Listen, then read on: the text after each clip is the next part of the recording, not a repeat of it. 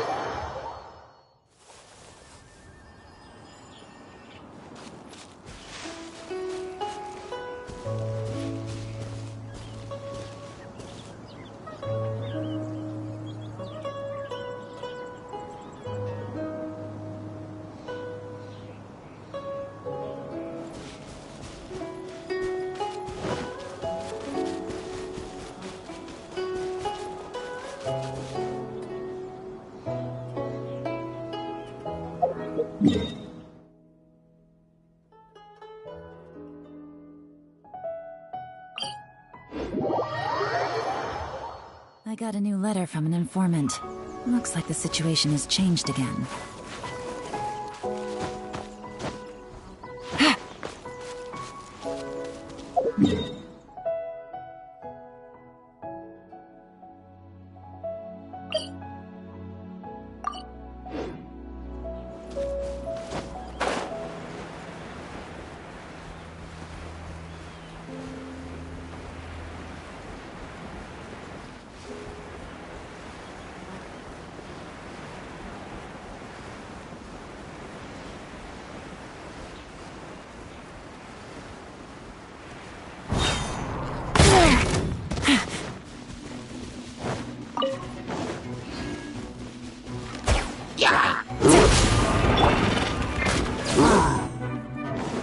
Shine down!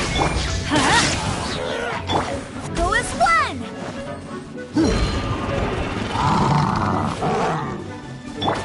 Gotcha! There is no escape!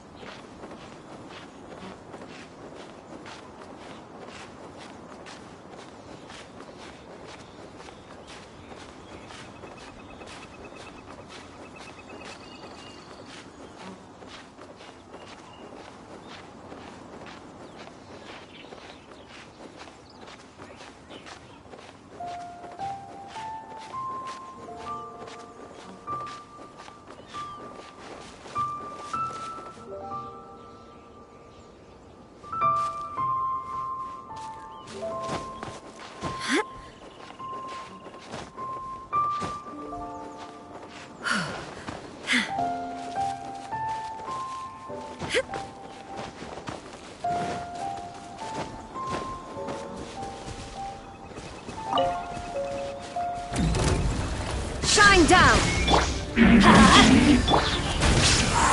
Quietly now. Gutsy. That's gonna hurt in the morning.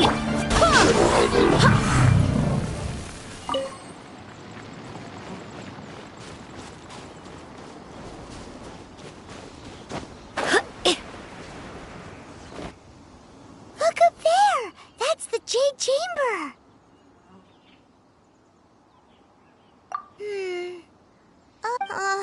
This is bad. Paimon's supposed to be your guide, but Paimon doesn't know where the way up to the Jade Chamber is. Well, since we want to go to the Jade Chamber, heading to its location on the map is... Let's look around. There has to be...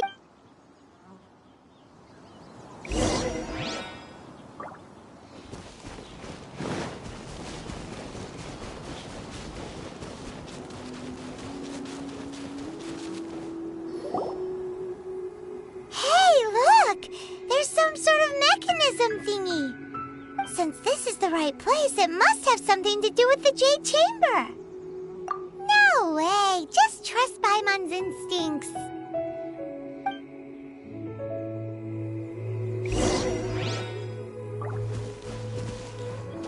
Go as one!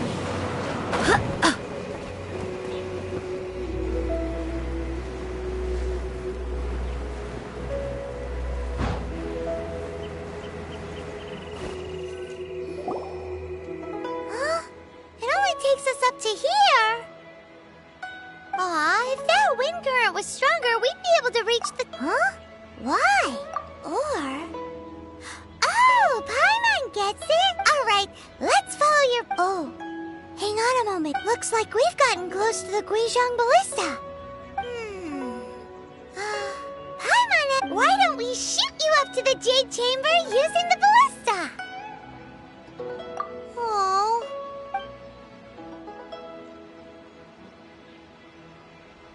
Oh, that's... Now that you mention it, we could use the Guizhong Ballista...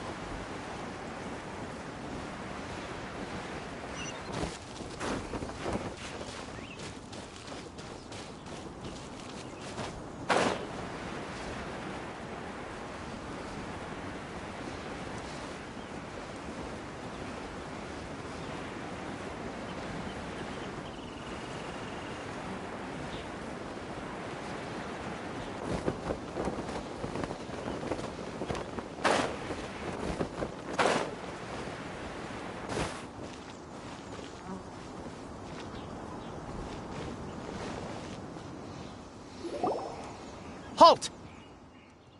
Who trespasses on these hallowed grounds?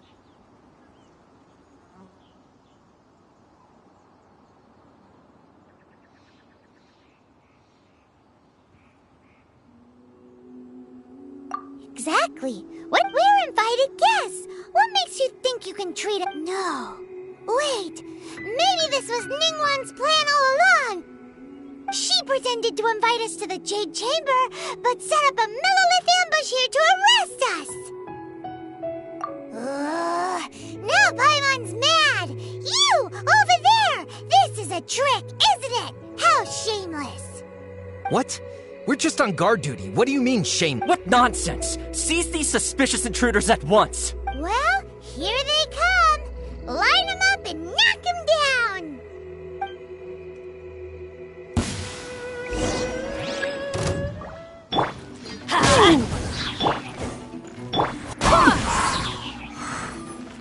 There is no escape! Busted. Who goes there? Take the target alive!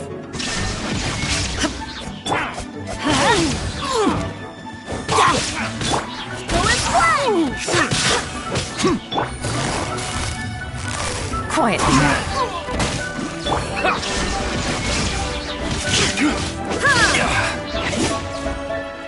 Tactical retreat. Take this. Gotcha. Blasted. To arms. Attack. Shine down.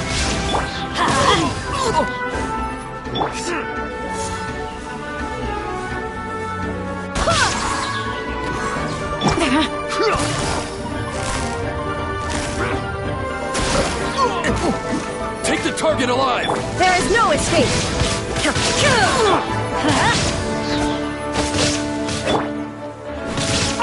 Lithic Triad. Busted.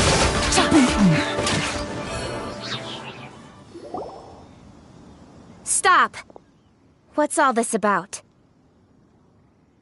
Lady Kuching, these two strange people suddenly appeared. They seem to have designs on the Guizhong Ballista. Who are you calling strange?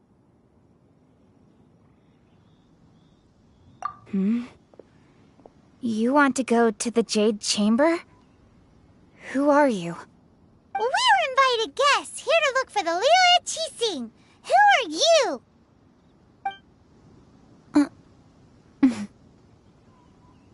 Well, as it happens, I am one of the Liyue Qixing. Oh, I'm Kuching, the Yuheng of the Qixing. I know of you, traveler. You're Ningguang's guests, yes? Didn't expect to meet you here. wow. Paimon didn't think we'd meet some super rich big The Guizhong Ballista in Tianheng Pass has long been in disrepair, and yet it was fixed in a single night. I came here to investigate that occurrence. These Millilith are just here to guard the scene. So this was all a misunderstanding?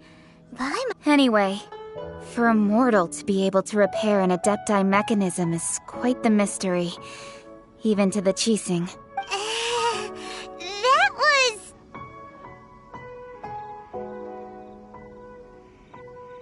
Eh? Oh, right. So, Lady Yuheng, might you have any idea why Lady Tianquan invited us to go to the Jade Chamber? Just call me Kuching. I'd say that Ningguang's purpose is to request that the savior of Mondstadt take a more neutral stance. Or at least, to not wholly side with the Adepti. We're not taking sides. We spoke with the Adepti.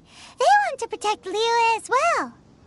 When you say protect, you're referring to their sanctimonious arrogance, aren't you? Huh? You are mortals, and thus under their protection. There was no way they would have regarded you as someone with the ability to assassinate a god. Naturally, they would also regard Ningguang's locking down the area, questioning the citizenry, and pursuit of the assassin to be pointless work. Perhaps they even wonder if there might be a cover-up. I'll say it like it is. They're underestimating us. Well, you've got a point there. Still, this is the first time Paimon's seen a person from Liyue who doesn't respect the gods or the adept. Should I respect the shallow sense of time and condescension to mortals that has caused them to delay in moving against us, Qixing? Forget it. I shouldn't speak of them this way. This skepticism is mine alone, and Ningguang does not share it. Either way, I will admit that the actions of the Adepti this time were quite restrained. Rex Lapis's death is indeed an extraordinary circumstance. But to think that they would call for a council of Adepti rather than come down here directly. How surprisingly civilized of them.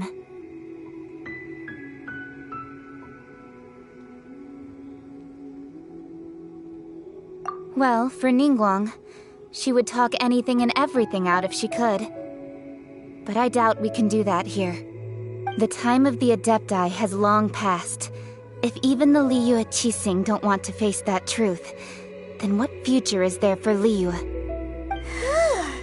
Another super bold statement. I'll stop here. Honestly, I hadn't intended to say... You should both be off to the Jade Chamber. Don't be late now. Ningguang's schedule is packed to the gills all the way till next year. The cream of Liyue's mercantile crop all see ascending to the Jade Chamber as the greatest honor. Each brings rich gifts as they visit, all to curry a little favor with Ningguang. Favor? But... Wait, that's right! Greeting gifts are a staple of Liyue's culture. We need to get one. Not to curry favor or anything, just to respect Liyue's culture. All right. You can decide on your greeting gift yourselves. Let me tell you how to get to the Jade Chamber first. You didn't actually have to come to Mount Tianheng. Go back to Liyue Harbor. Find a guide at the Yuehai Pavilion, and... well then. May we meet again, traveler. Well, that Yuheng may not respect the gods, but Paimon thinks she's a pretty cool person. So, what should we give to Ningguang when we see her? Oh, right! Paimon dreamed of an amazing... Paimon has a feeling that it would be perfect for a super rich person like... Why don't we go with that for a gift? Nope! But Paimon's sure that we just need to make it with some boom... Let's go gather ingredients! Time waits...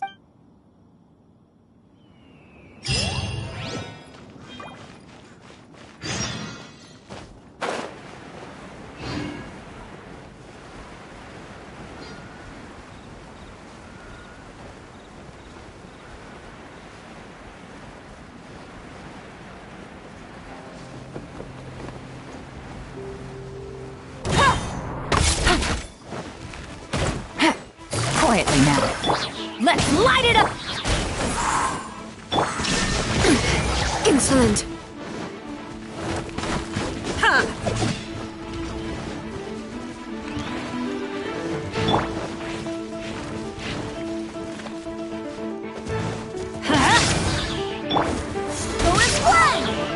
Busted!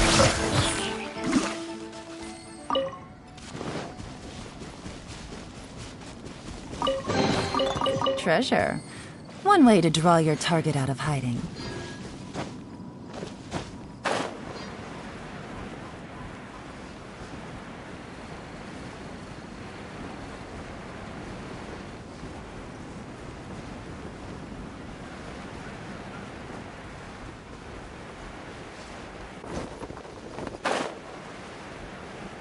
Ooh, look at that slime! It looks crystal clear! And very delicious. That's the one! Let's light it up! Shine down!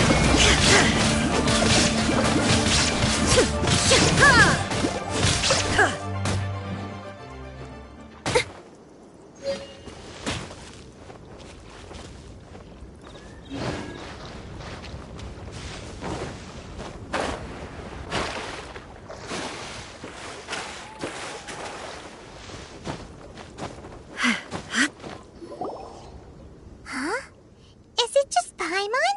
Or is there a sweet fragrance in the air? Huh? Did you hear that? It seemed like it came from those ruins over there. Uh-oh. It looks like the treasure...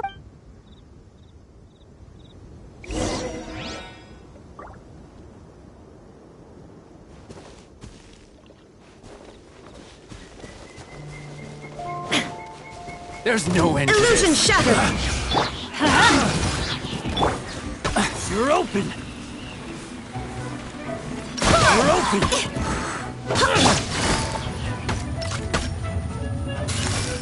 Quietly now.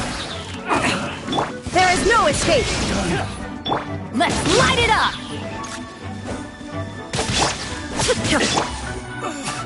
You're open!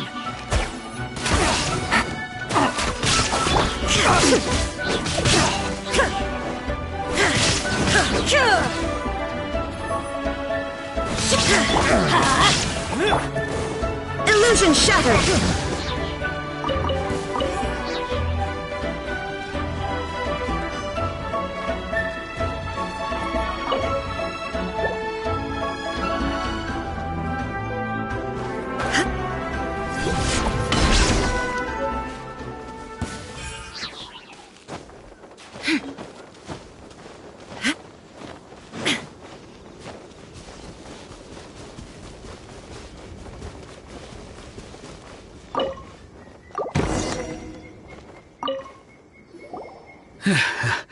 Thank you for your help, kind travelers. If you hadn't come to my aid, I surely would have rotted in this cell. Those treasure hoarders, when their mood was good, they'd rearrange those pots of sweet flowers. When they... Aw, it was nothing. No need... I understand. Don't worry. I will compensate. Don't say that.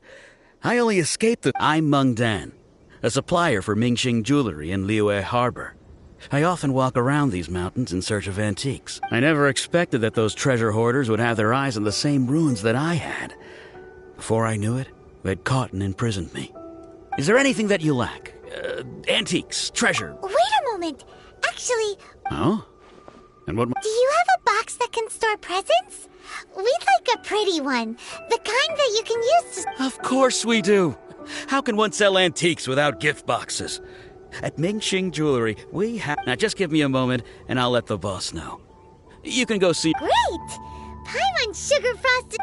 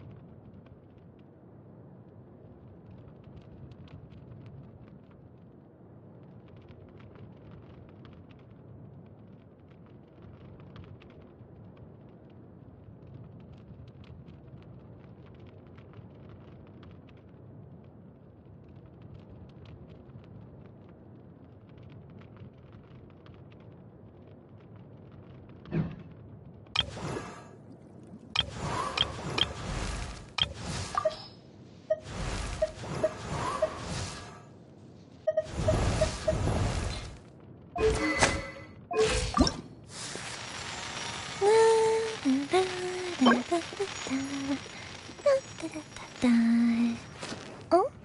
Oh.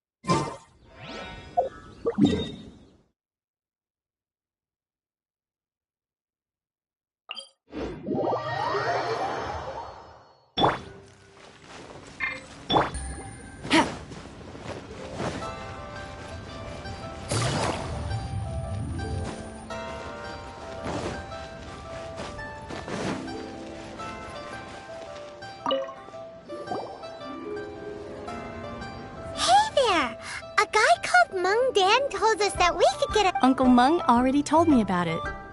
Many of the best goods in our store were found by Uncle Mung. If anything were to happen to him, it would be here. This container is itself an antique, with at least 140 years of history. It's already been cleaned. Will it do? Yep. Hang on a moment. Could we borrow one other thing? Sure. Please help yourselves. As long as it's on our shelves. Traveler, this clay pot looks really awesome. If we use an antique as our mixing bowl, we should be able to make a great snack. It's done! The one and only sugar-frosted slime! Oh, yes. You might want to use these 2 freshly picked flowers as decorations too. Woohoo! It looks beautiful! Great! Now that we've put all that we've got into this box,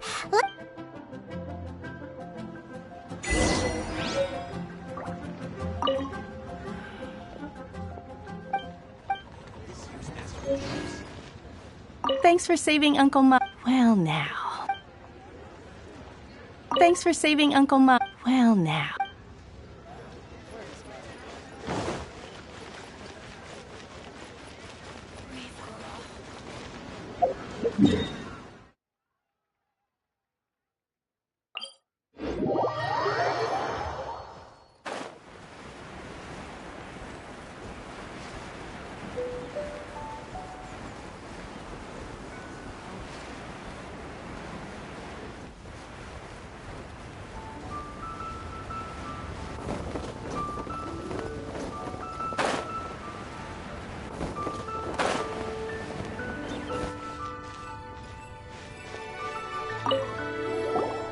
according to coaching, excuse me, do you— Yes. How many would you like? It's not convenient to speak of numbers here. Ah, well said. Please, use this to ascend to the chamber. Yes, speaking of which, are you two the guests that Lady Ningguang has arranged to meet with today? Yep. And yet the code they used was not the one for guests, but for the Yuheng. What's going on here?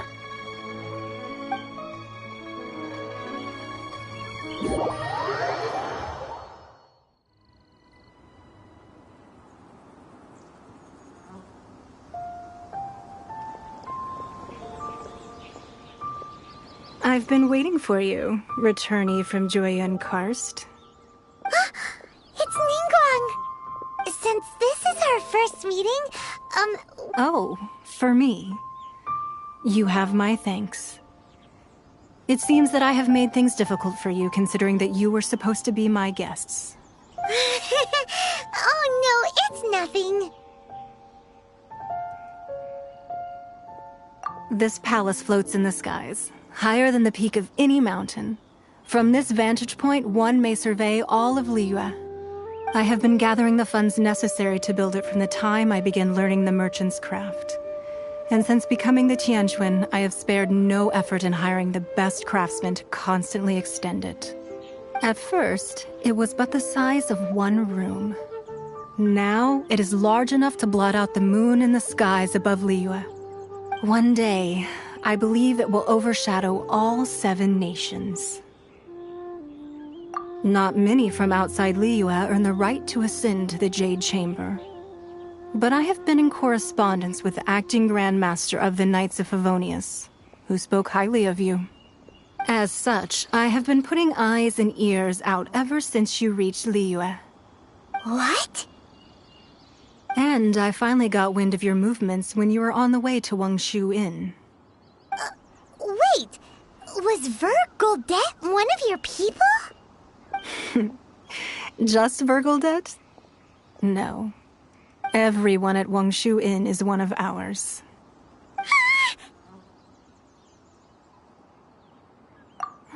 At the Guizhang Ballista, yes? You weren't peeking on us from the skies the whole time, were you? I fear that peeking would have been a little difficult from this altitude. Our eyes and ears are more than sufficient. You two are very interesting people, after all. It would be natural to take an interest. Well, I wouldn't expect you to trust us, considering that you have had far more interactions with the Adepti. The reason I invited you here was to clear up some misunderstandings.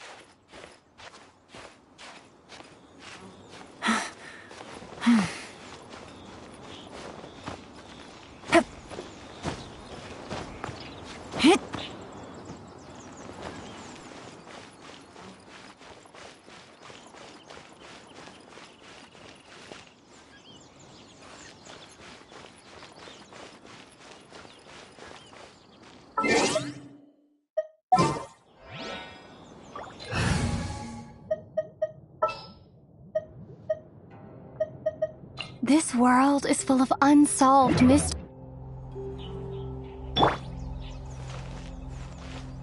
Starfall!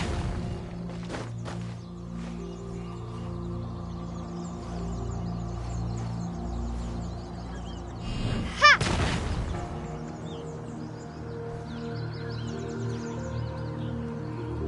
Starfall!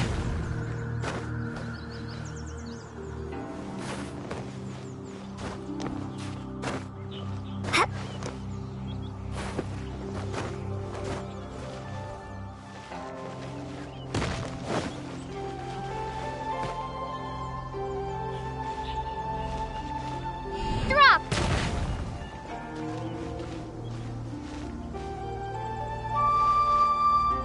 Starfall!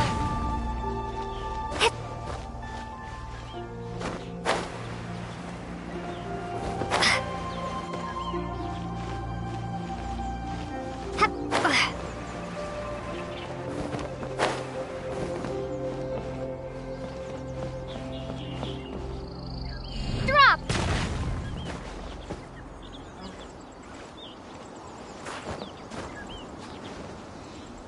Starfall!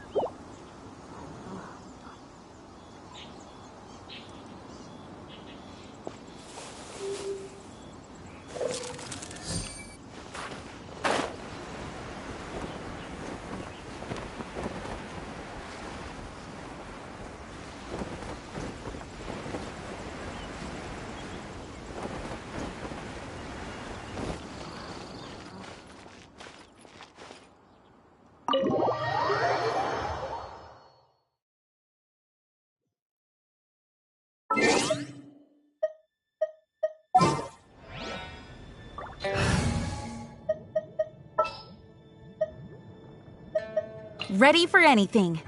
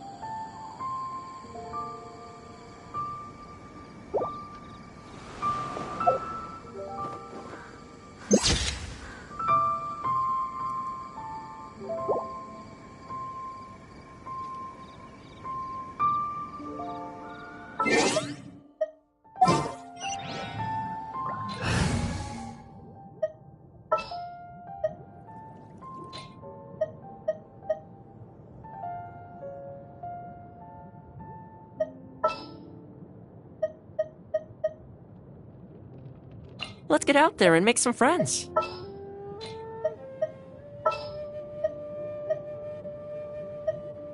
Understood.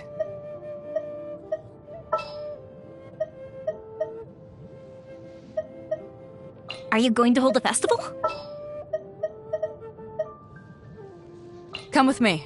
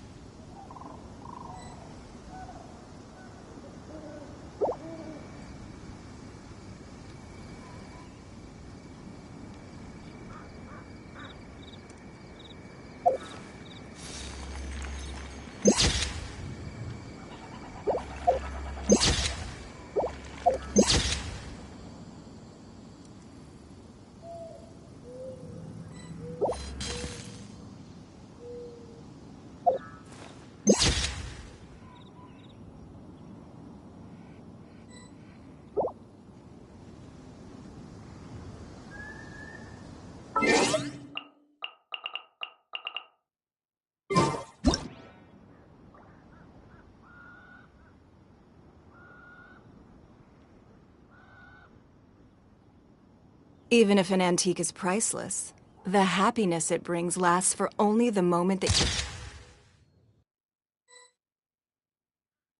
obtain it.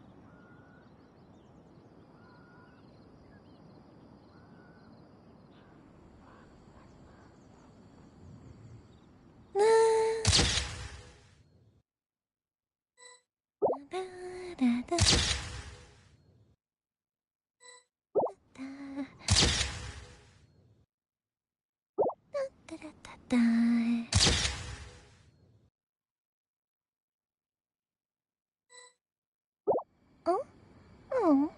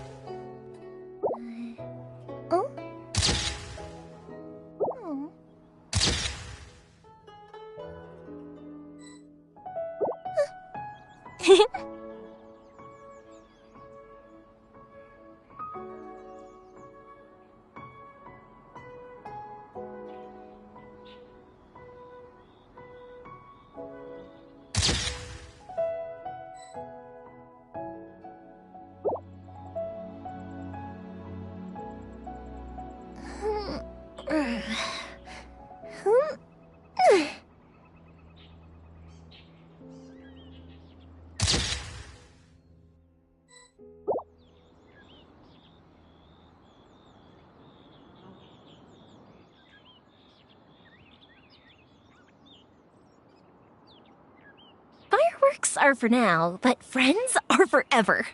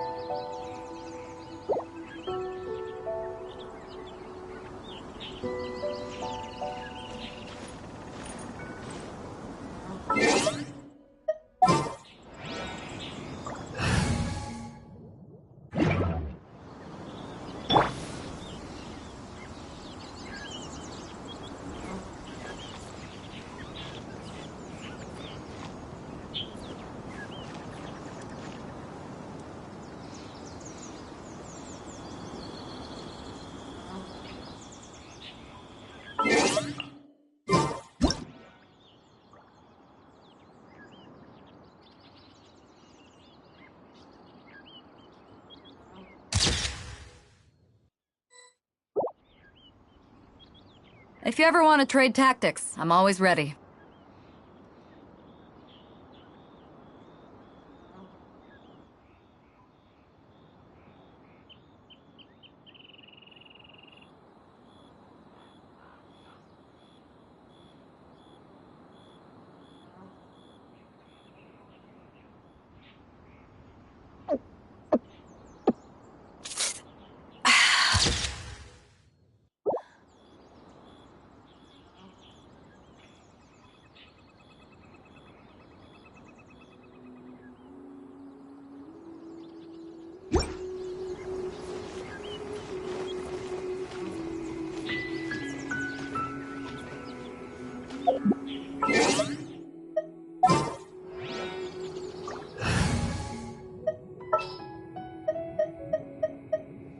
Just what will we come across this time?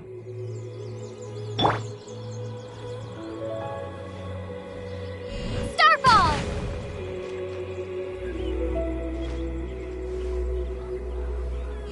Ha!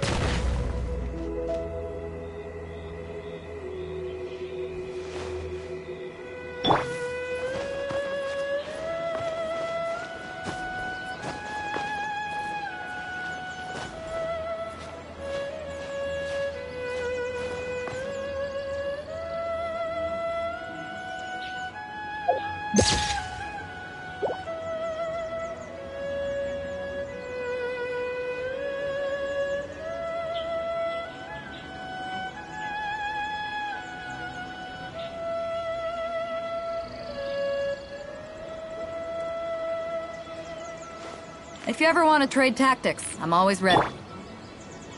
Starfall!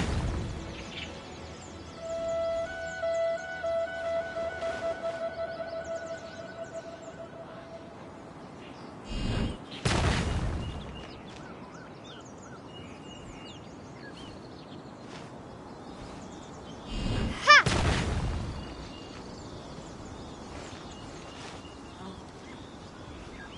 Starfall!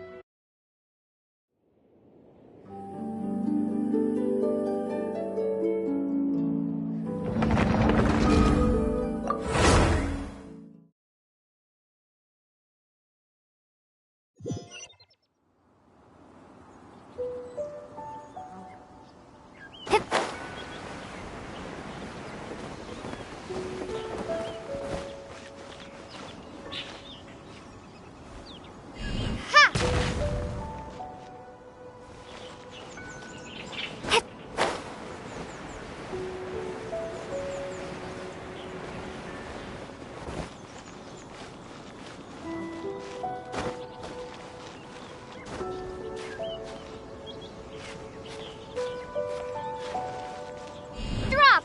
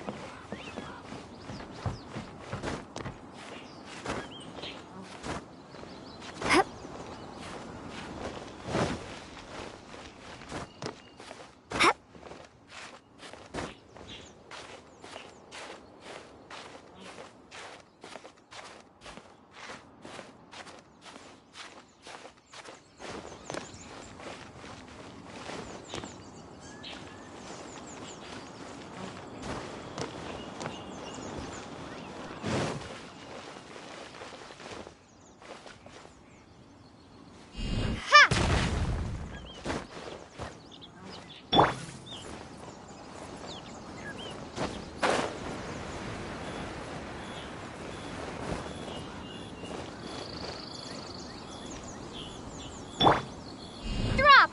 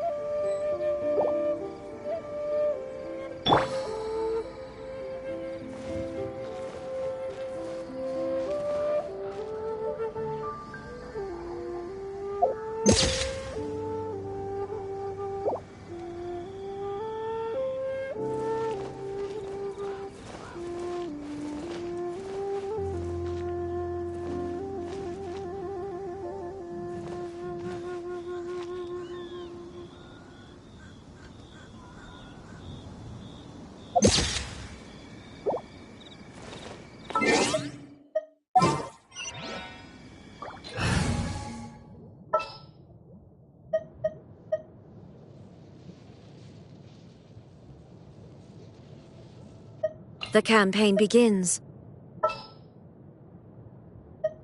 Let's go get ourselves some answers. Where are we headed this time? Gonna be epic! It's time to pull the trigger. We may leave at any time.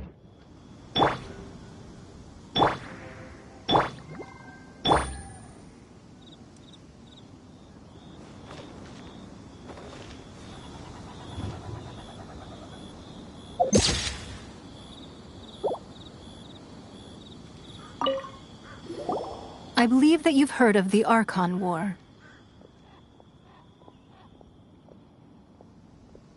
Many gods used to walk this earth, and many long wars were fought between them that did not abate until 2,000 years ago. Much blood was shed, and many lives were lost. In the end, only 7 victors remained standing in Tevat. They built cities and nations on the corpses of the vanquished, and thus began the era of the 7. You can see Goyun Stone Forest from here, I trust. It is no natural rock formation. Those are giant spears of rock hurled by Rex Lapis during the war. Beneath the spears lie those cast down by Rex Lapis in those days, gods that failed to seize the title of Archon.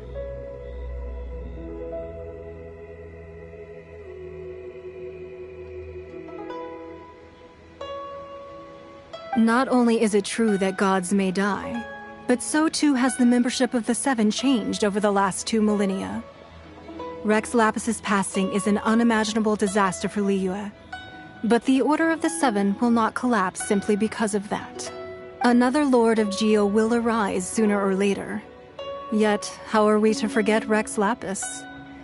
When that time comes, the relationship between the people of Liyue and the gods and Adepti will surely be different from before. Even in a new era, the Liyue Qixing remain Rex Lapis's former subjects. Do you really think us capable of having played a part in his demise? Of lacking the foresight to see the certain repercussions?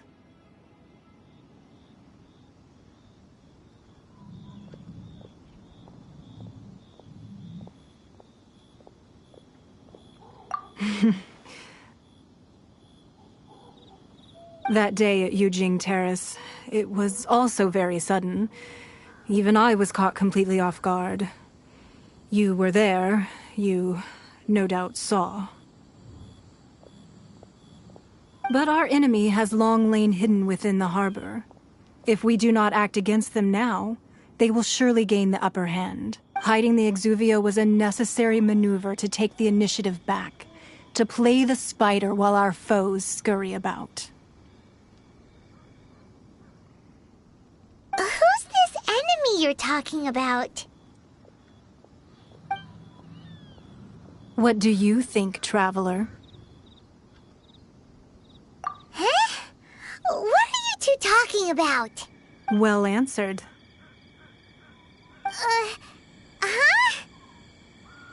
The scenery out here is fine indeed, but the wind is a little strong. Our preparations to receive guests within are complete. So please, this way.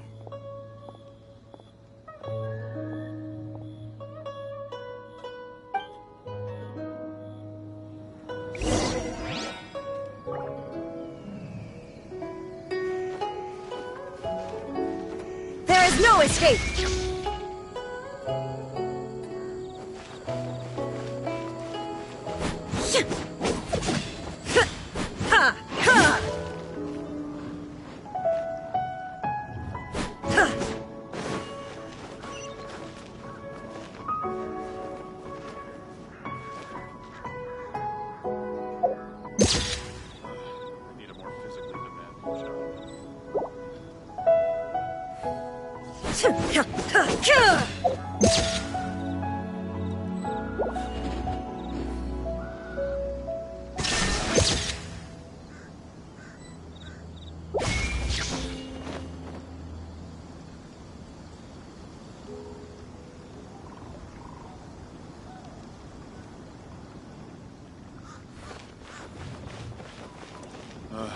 Need a more physically demanding job.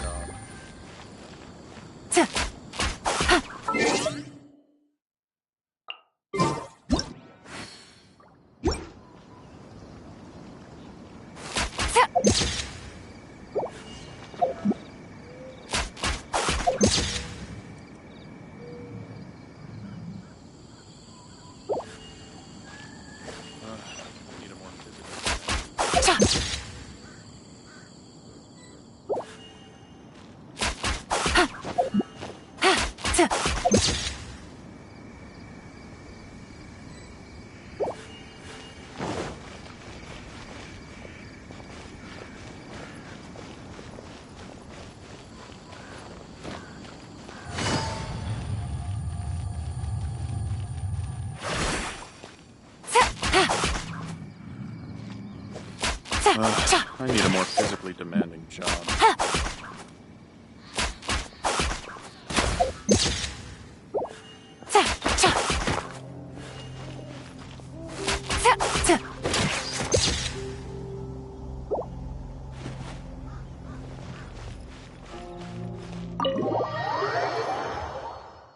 Wowee! What a huge hall! Paimon's never seen such a fancy place before.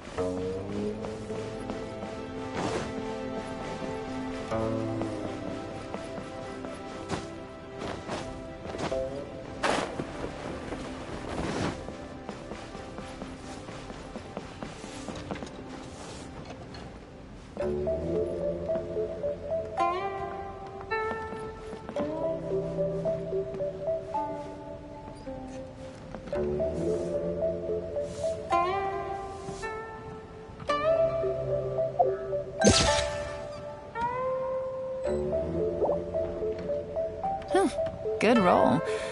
Alright, maybe I'll take one more day off, and knock out the rest of the work once I'm feeling up to it.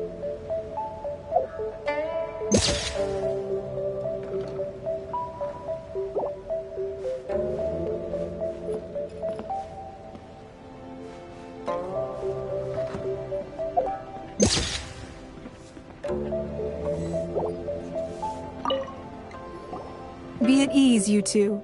Make yourselves at home if you wish. Can we really? I have invited you two here as friends. And when friends come over to play, our enjoyment comes first. Naturally. Ooh! Isn't this that legendary wall? Why, you've kept your ear to the ground, I see. That's because even the storytellers are talking about it. Everyone's after a piece of paper from that wall. It's super famous. That's because that wall records Liyue's secrets. Merchants have always been attracted to secrets. But the secrets of the mercantile world are of no interest to you, are they, traveler? You're rather special, really, and I think you're quite aware of that. If possible, I'd like to have your trust. But if you were to choose the more trustworthy person between myself and Kuching...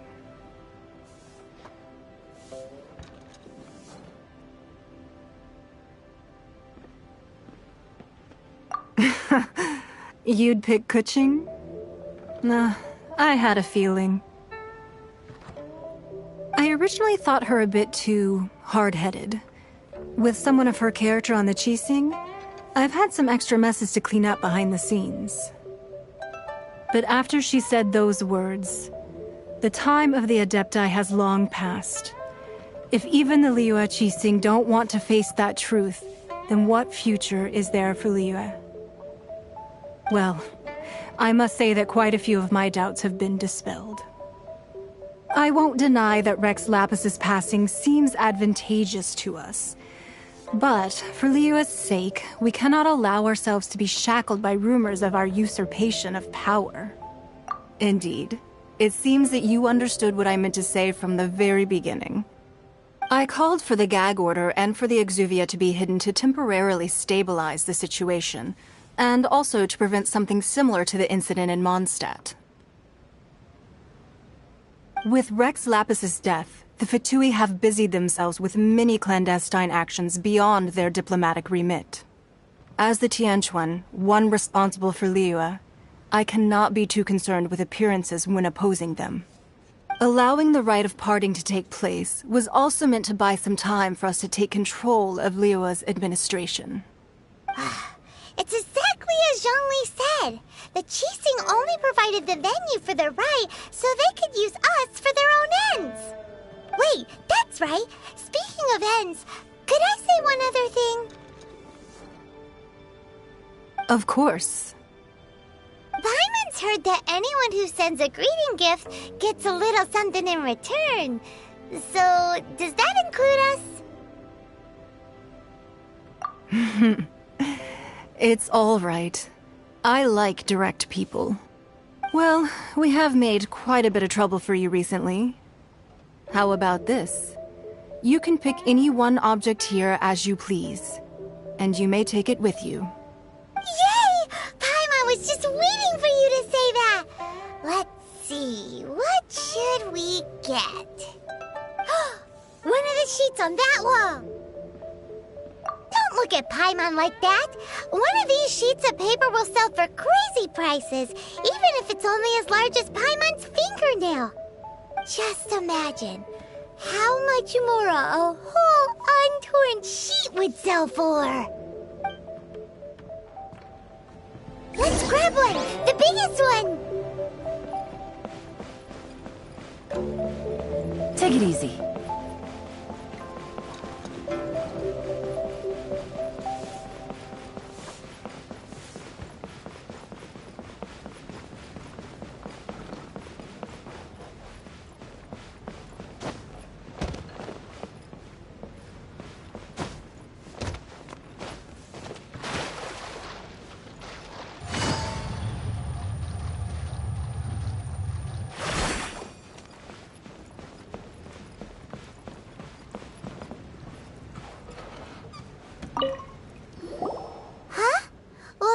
An easy search. The biggest sheet is right up there in the most obvious spot.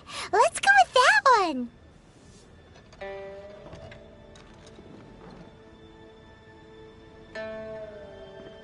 La la la la la. Huh? There's a place marked with a circle on here. Oh, could it be treasure? Whatever it is, it better make us filthy rich. Sigil of permission, something, Fatui, research, copy. Aw, that doesn't sound like treasure at all.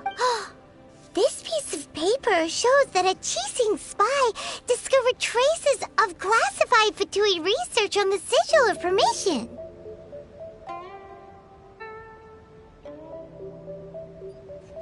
Oh, Ningguang did say that the Fatui have been up to all kinds of mischief in the shadows of Liyue. Spreading rumors, wanting to get their hands on the Archon's body and whatnot. But research on the Sigil of Permission? Paimon wonders what they're up to.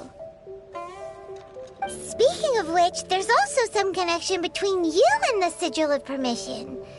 Seems there's still more for us to find out. Oh, you really think so? Well, should we not go then? Oh, so you're saying that it's precisely because we can't completely trust Ningguang that we should confirm the truth of what she says for ourselves. That's way out of Paimon's league. Paimon thinks she's... Anyway, we'll see if you're on this. Before we look for Zhongli at Dihua Marsh, let's go to the place marked out on these papers and see if the Fatui really are up to no good there.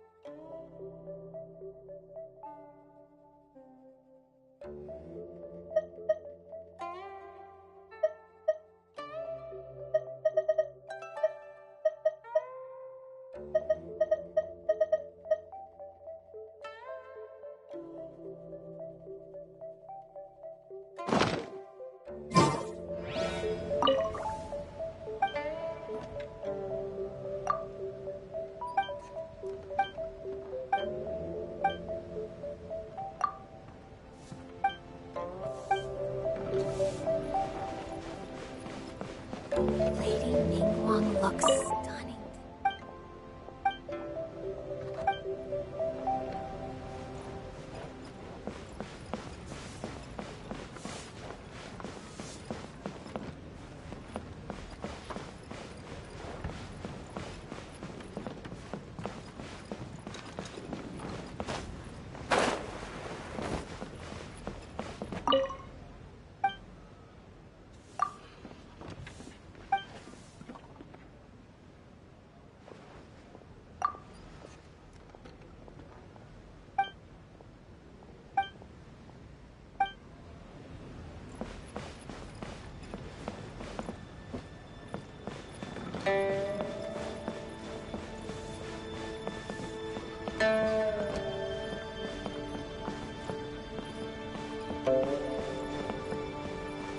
Sorry.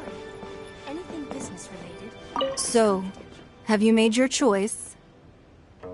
You don't have to confirm it with me.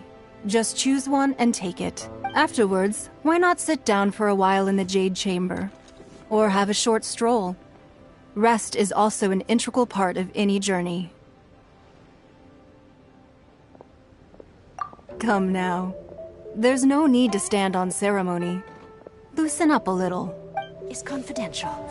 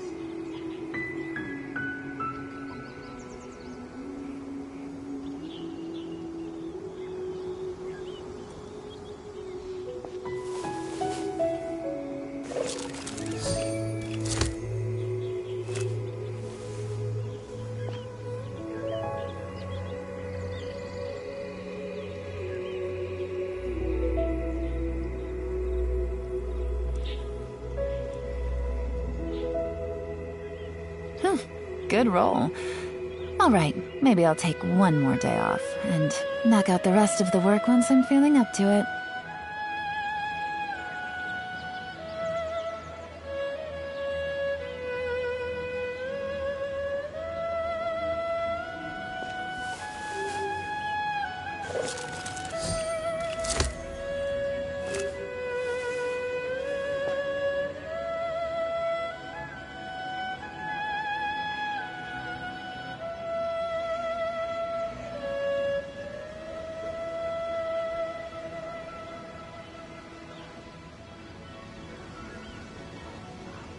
I got a new letter from an informant. Looks like the situation has changed again.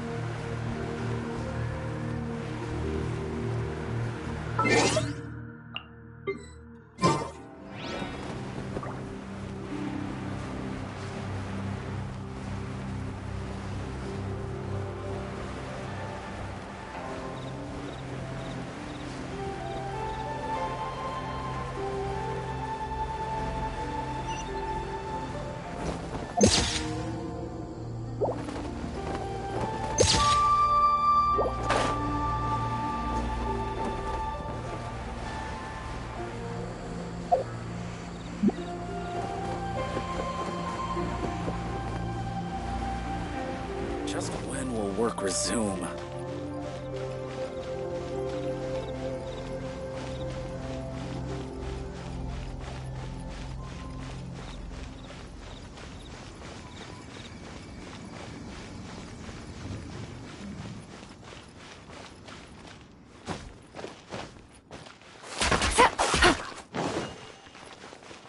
State your business here. House is sacrosanct. None may go in and out as they please.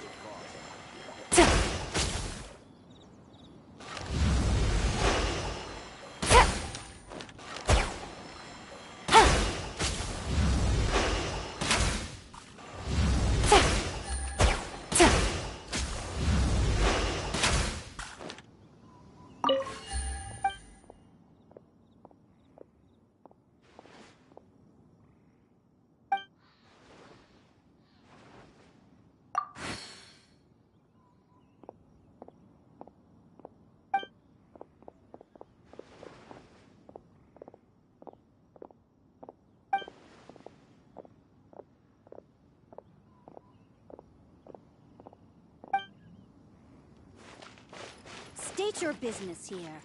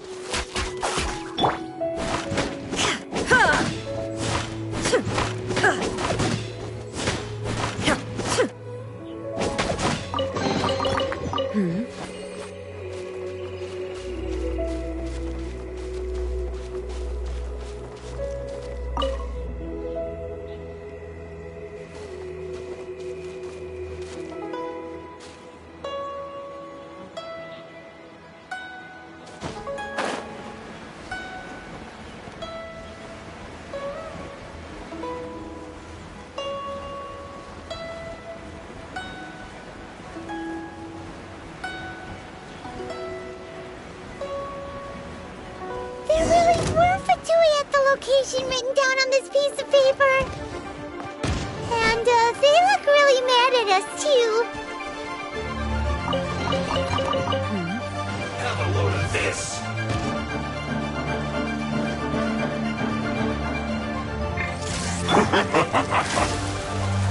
Let's end this quickly! Let's play! Gotcha.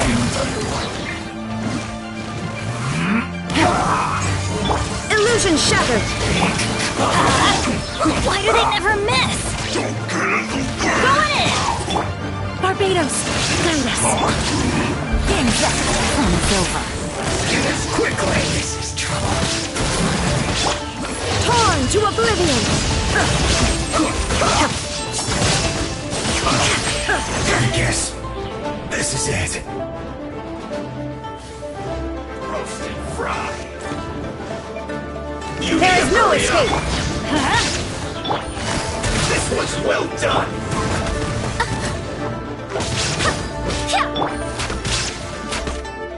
Illusion shattered!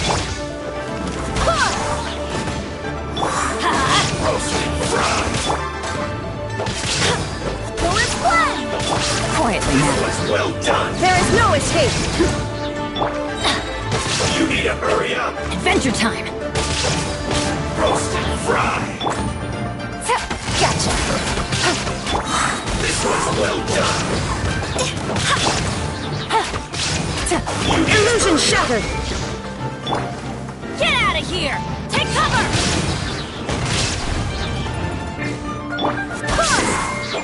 Cook this through.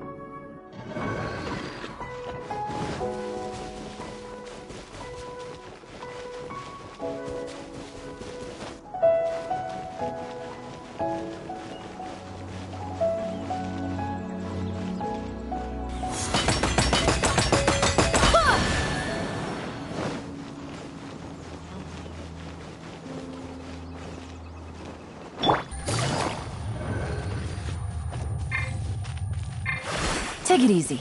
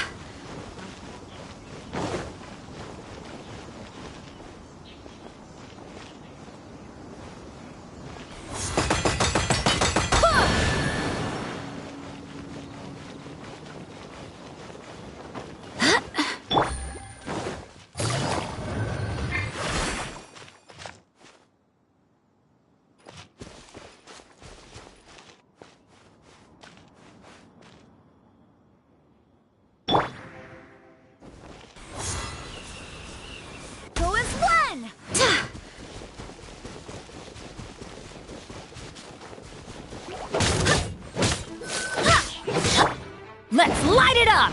Off we go! Shine down! Ha!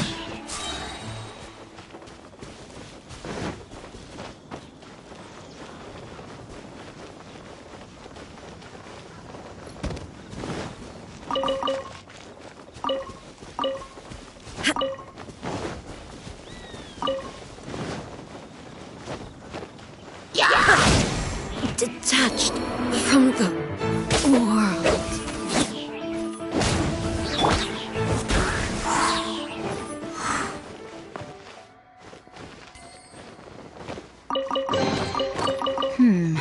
Things are going a little too smoothly today.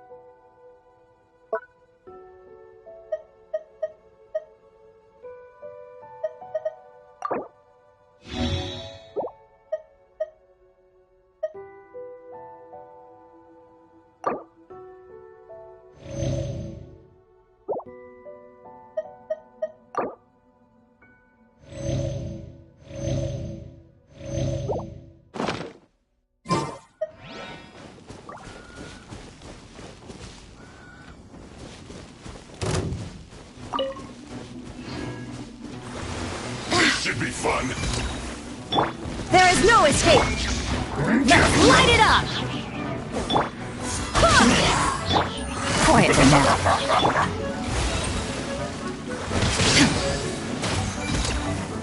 Shine down! Adventure! Go and fly! Gotcha. How can this be? My duty at an end.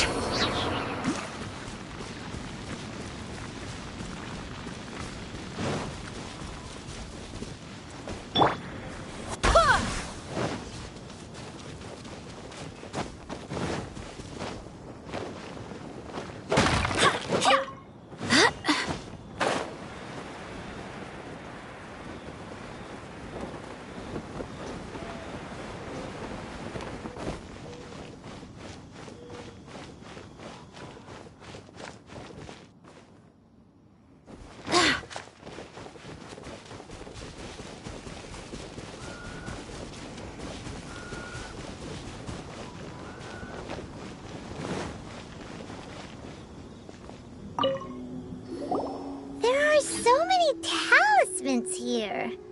And some stacks of blank paper, too. What are they for?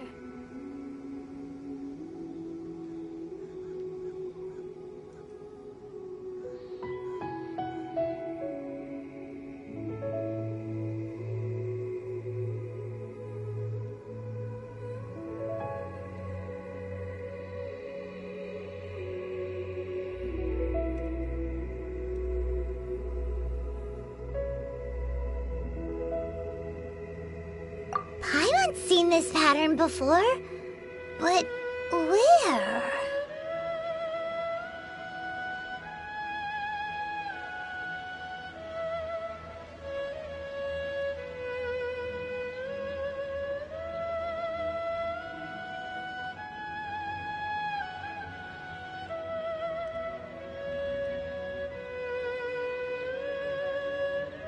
Oh, Paimon knows!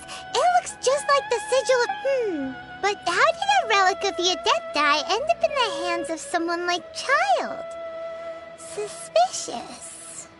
Oh, that's right. Cloud Retainer said that when the Lord of Geo created the Sigil of Permission, it wasn't to be used as some old relic.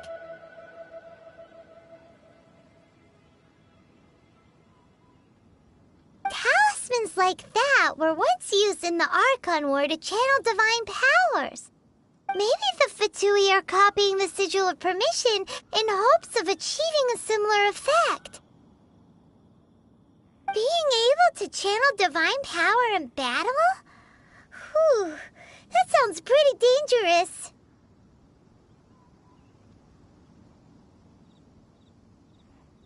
And the plot thickens. We'll need to keep an eye on Child, that's for sure. Alright, that's enough sticking around here. We gotta go meet up with Zhang Li soon. The last stop on our rite of parting preparations tour is Dihua Marsh. Let's go! Paimon hit!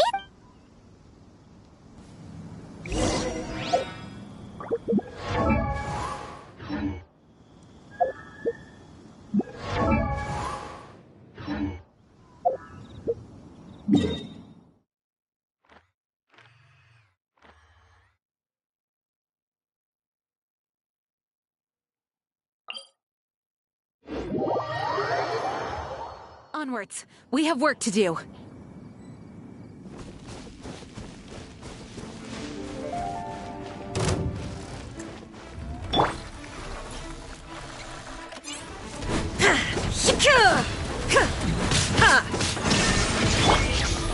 Why do they never miss?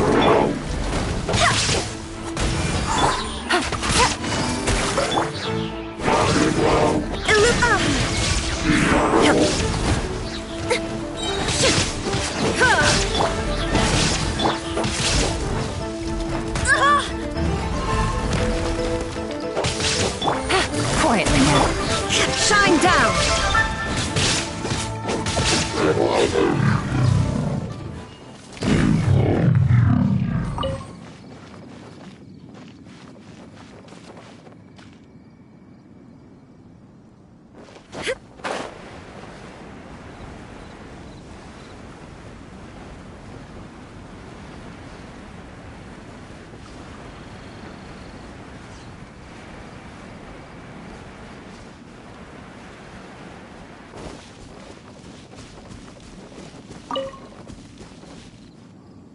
Right on time. I myself only arrived moments ago. Did you enjoy your visit to the Jade Chamber? It was so big and pretty and expensive. Paimon's never seen such a fancy schmancy place before. Indeed. It's second to none in all of Liyue. Then you met with Ningguang, I trust? What did you talk about with her? She's super rich and so generous. Paimon thinks she's very friendly. Yeah, her take on Ningguang is quite different from Paimon's. She thinks that even the tactless Yuheng is more trustworthy than her. Oh, so you also met with Keqing then? What did she have to say? She said the time of the Adepti has long passed. If even the Liyue Qixing don't want to face that truth, then what future is there for Liyue? No respect for the divine. Indeed, contrary to the ever-bold Keqing, Ningguang is more of a businesswoman at heart, though they are both members of the Qixing. Although she's friendly, there's no way of clearly discerning her true intentions. Yes, she has only relied on herself to rise to her current position. No ordinary person could ever achieve that. It's said that she's the one behind the constant expansion of the Jade Chamber. It's the second most important thing to her. Even if she ever gave up the position of Tianquan, she would never give up the Jade Chamber. The Jade Chamber is only second. What's the most important thing to her then? Why, Mora, of course. On Ningguang talked about was the Fatui this and the Fatui that. She said that after Rex Lapis was murdered, the Fatui have constantly been trying to sink their fingers into Liyue, and that they aren't to be trusted. That is how the Fatui have always been. It doesn't surprise me in the least.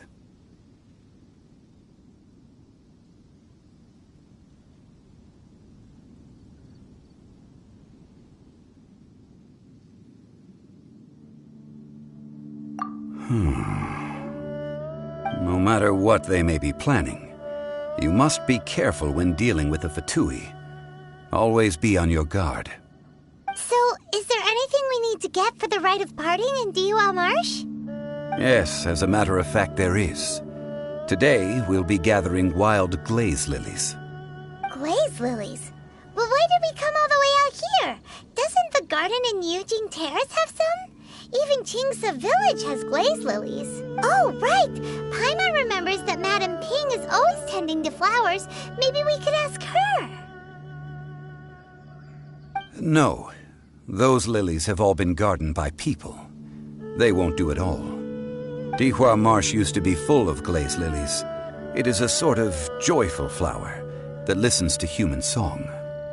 Before the Archon War, Dihua Marsh was all dry land and fertile soil. But the war caused landslides, and the land was flooded, turning it into the marsh you see now. Nearly all the glaze lilies were wiped out. Of course, there are some kinds of flowers that have been preserved and gardened by people in the city. But very few people know that glaze lilies may still be found in the wild. Wild glaze lilies have the strongest fragrance. If we want to follow the true tradition of the rite of parting, we must grind up the wild lilies and place the powder in a censer of everlasting incense. But I'll need your assistance in gathering these flowers.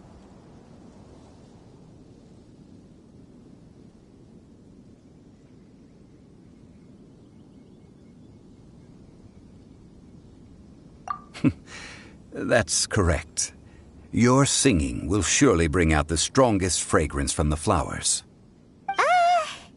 So how good is your singing? Really? Why doesn't Paimon believe you? We'll only know once she starts singing.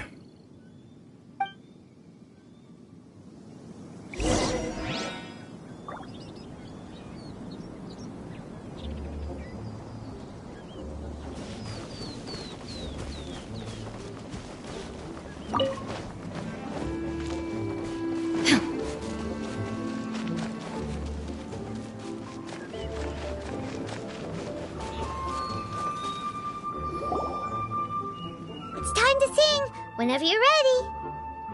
Da da da da da da da da da da da.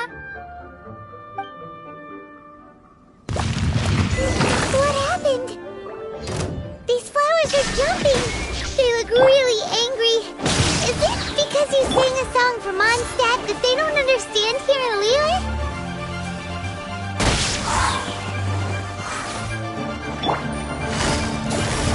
Gotcha. Why do they never miss? Get out of here! Out of the way!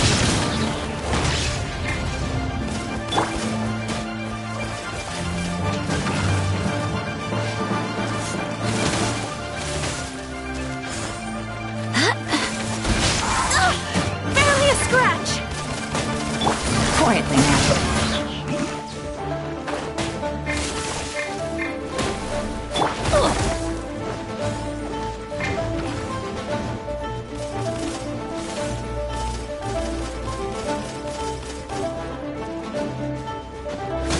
Off we go! Ha! Ta! Hup! Ah! Ha! Ha! Ha! Ta! Gotcha!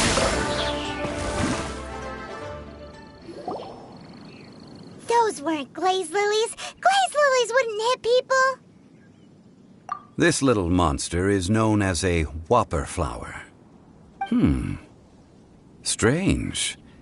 These petals look interesting. The glaze lilies used as a disguise were buried with the whopper flower for too long. The result seems to have surprisingly potent medicinal value. Let's collect what we can of these petals. Well, that's nice and all, but will those petals be useful for the rite of parting? Unfortunately... That's so... Excuse me. Are you searching for glaze lilies? Oh, hey! It's... What's-her-face? Hello, traveler. I'm surprised you still remember my name. Ah, that reminds me. How was your visit to the Jade Chamber? Well, it sure would have been better if you told us how to get up there. Didn't I tell you the way? Surely I did. Nope, we found the way on our own. Oh, I see. Uh-oh. I guess I really did forget to tell them. Huh. Something seems a little off about Ganyu. She's acting different from the first time we met. Where's her serious attitude? Ah, well, I met you at that time as an emissary of the Tianquan. But now, I am simply out on a stroll to see the flowers. You came all the way out here to see the flowers? Why not just enjoy the gardens of the city? Yujing Terrace is where Rex Lapis parted from this world. If I strolled through those lonely gardens now, I wouldn't be able to bear it. Whenever my duties take me near Yujing Terrace these days, I draw the windows to block my view of the gardens. Oh, sorry. We shouldn't have brought it up. No, it's quite all right. I just haven't processed my emotions yet. When the Archon War came to its end 2,000 years ago, the first iteration of the Seven would gather in Liyue and drink with Rex Lapis. But 5 of those original 7 had already passed before Rex Lapis. It's truly a changing of the guard. Yes. Now that the spirit of Rex Lapis has returned to the heavens, only Barbados of Mondstadt remains of the first 7. The other 5, including Inazuma's Raiden Shogun, are no longer the same friends from 2,000 years ago. Of the current 7 Archons, the youngest is Sumeru's god of Dendro. She is merely 500 years old, whereas Rex Lapis was more than 6,000 years old at the time of his passing. This means that Liyue had been under Rex Lapis's rule from the moment it was first founded 3,700 years ago. The city has never had to bid farewell to its deity. So what do you think of this farewell? Huh? This is a little sudden. As a mortal, I've never dared to imagine a Liyue without Rex Lapis. But as an Adeptus, I think I will eventually come to grips with reality. Since Rex Lapis has passed, the time of Liyue's contract with the gods and Adepti has now reached its end. Huh? Did you just say, as an Adeptus? Yes, I am a mix of human and Qilin. Adeptus blood flows through my veins. I fought for Rex Lapis and the city of Liyue during the Archon War. After the war ended, I signed a contract with Rex Lapis and took the position as secretary for the Qixing. I've continued those duties to this very day.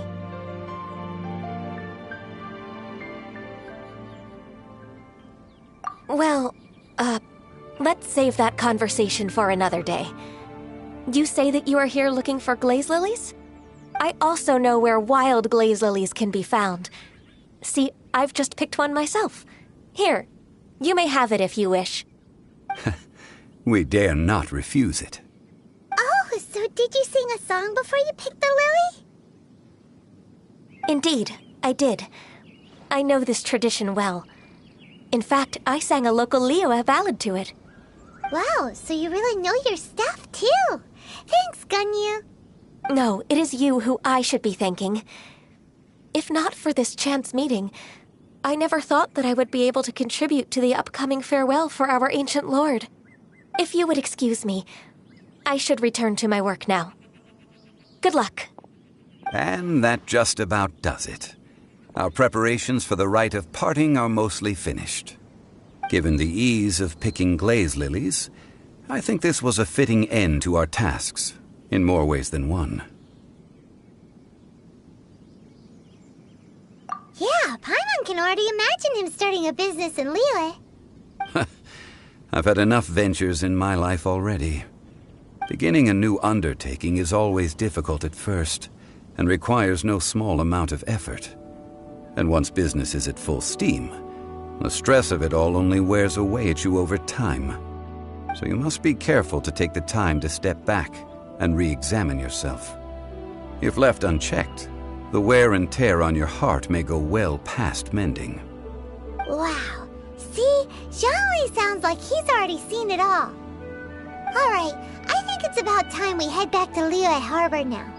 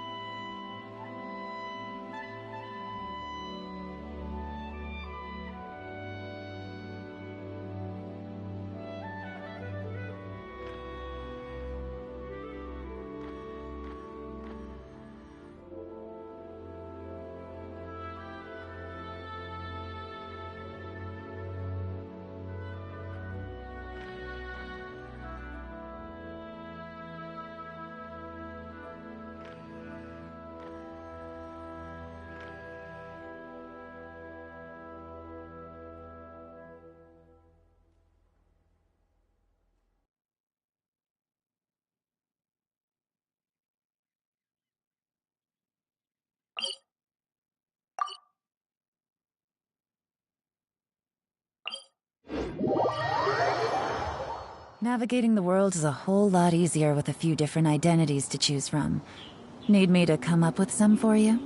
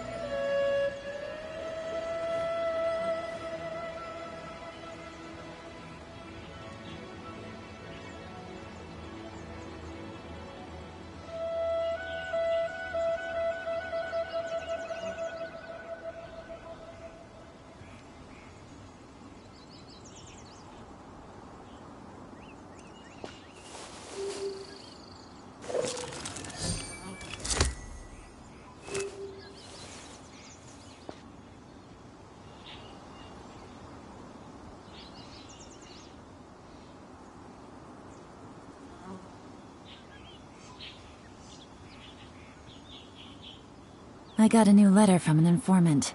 Looks like the situation has changed again.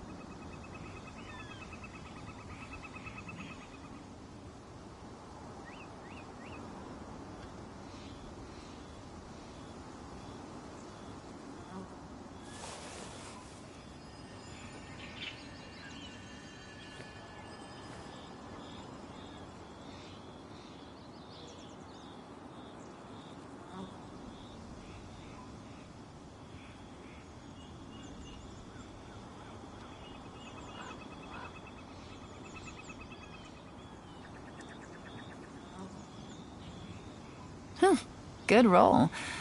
All right, maybe I'll take one more day off and knock out the rest of the work once I'm feeling up to it.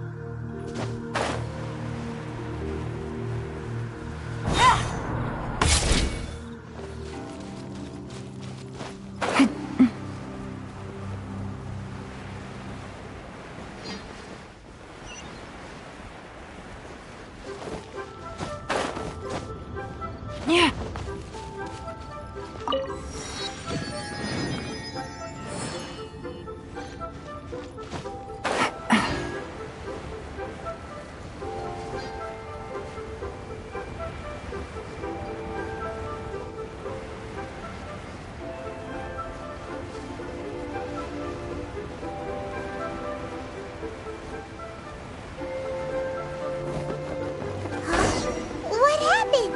The city gate is swarming with Millilith and the Fatui? Ah, you're the consultant to Wangsheng Funeral Parlor. Mr. Zhongli, I presume. The Millilith are watching our every move now. These are desperate times. We mustn't act rashly. Desperate times? The Adepti of Joyun Karst are finally on the move. Do they intend to exercise force? Most likely. I've heard that some members of the Qixing have already gone to meet them. Well, I say meet, but it's more like they're attempting to stall the Adepti outside the city. However, both sides were quite obstinate and hit an impasse. It seems inevitable, given the current situation. The Adepti do not acknowledge the Qixing. They only acknowledge the contracts of the Geo-Archon.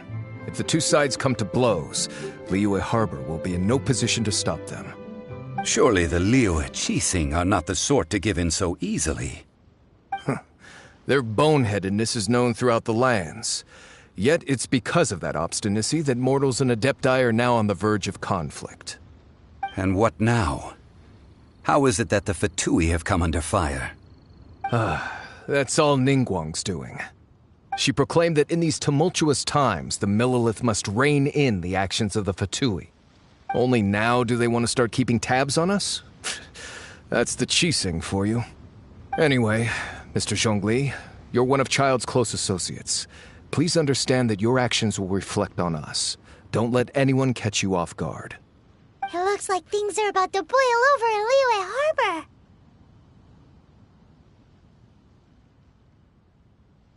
Do you intend to use your neutral identity as an intermediary between both sides?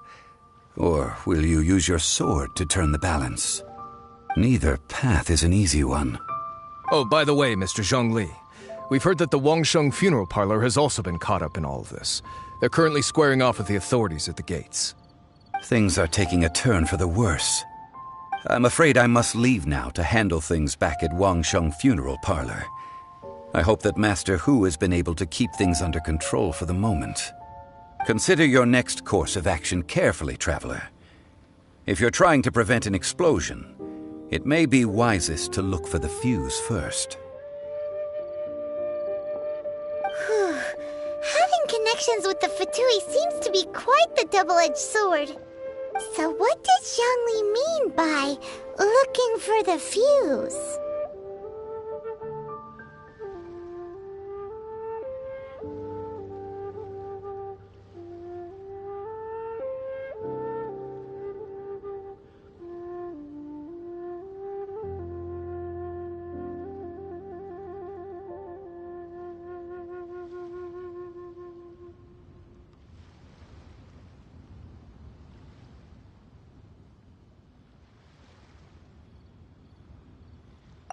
Oh, Paimon gets it.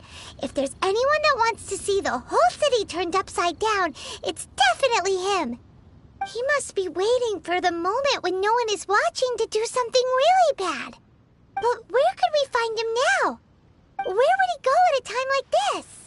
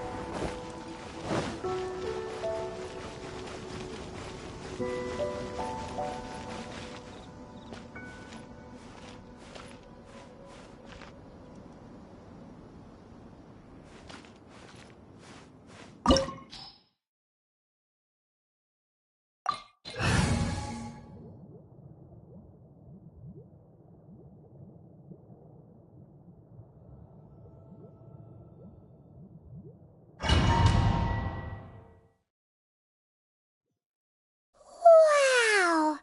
This is the Golden House? It looked impressive enough from the outside, but who would have guessed that it was even fancier on the inside? And so full of Mora. This is where all of Teyvat's Mora is minted, right? In that case, maybe they won't notice if a few Mora go missing. Oh, so it's a trap! Tricky, tricky. Good thing Paimon's got you here. But even if we can't take any, we can still have a closer look, right? Or better yet, take a nap on top of a mountain of Mora. It's like a dream come true. Oh, right. It's quiet.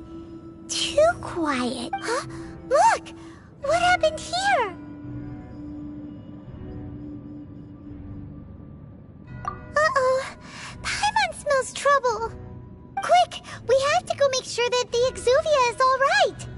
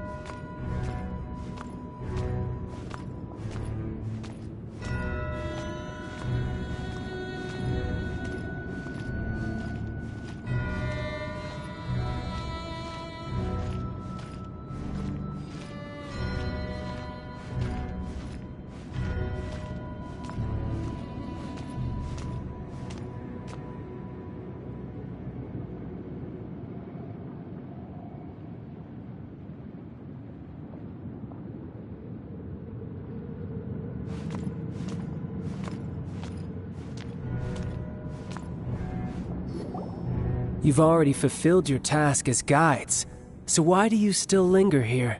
Haven't you already seen enough trouble for today? Huh? Who's there?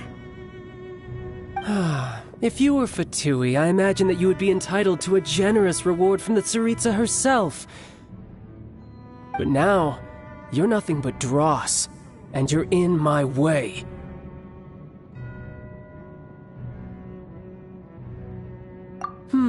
Where should I start? Well, I've never been one to beat around the bush, you know. But who could have possibly guessed that the god of Geo would mysteriously perish the very moment I arrived in Liyue, and that the Exuvia would subsequently be hidden away? If it weren't for that lovely little rite of parting ceremony you put together, it would have taken me a whole lot longer to get the information I needed.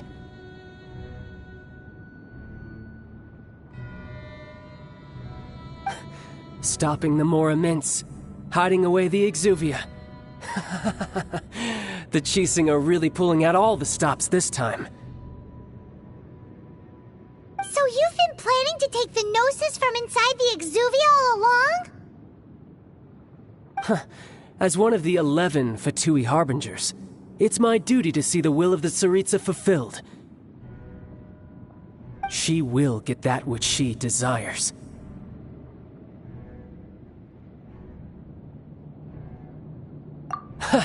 I'm not asking for your blessing, and there's nothing you can do to stop me anyway.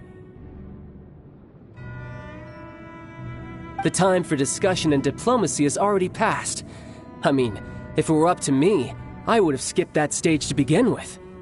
But I'm willing to do as the Tsaritsa deems fit. Either way, we now come to my favorite part. A simple pleasure, and one that I am oh so delighted to be sharing with you. The battle. Battle? So you're the type that goes looking for trouble, huh? You could say that. When Signora offended the deities outside the cathedral in Mondstadt, she swiftly left the scene once her mission was accomplished. Instead of confronting you directly, she chose to rely on the snow and ice to make her escape. She wouldn't want the knights to come running towards the sound of battle now, would she? When she faces a worthy opponent, she will prioritize her mission, weigh the outcomes, and consider the consequences of her actions. But as for me, the greatest pleasure of being a Harbinger lies in crossing blades with strong opponents. We won't let what happened in Mondstadt ever happen again! Oh, so you intend to fight me? Good. I won't kill you, Traveler. I'll just play along, to feel the thrill of battle. Besides, you could never defeat me, not even in your wildest dreams. But hey, try to relish the fight anyway, because if you ask me, without that, what else is there? Fighting talk, I love it! Now let's see you live up to it. This chance is hard to come by, so show me all you've got. So very few ever get the chance to square off with a Fatui Harbinger. So come now, amuse me, and don't you dare disappoint. Run all you deserve not to get done. Now you shall perish! Not bad, not bad. Guess I should take you more seriously. Good. No wonder Signora was so wary of you. Well, that just means I can go all out. Brace yourself. This is about to get tough. Now, show me what you can do against the might of a Harbinger. Absurd! Oh, you shine down!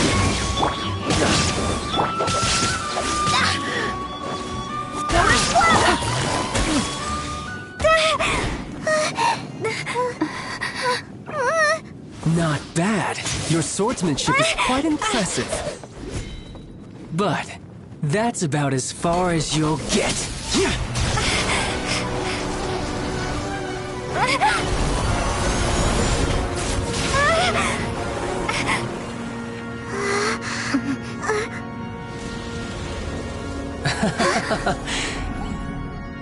Didn't think you had that card hidden up your sleeve.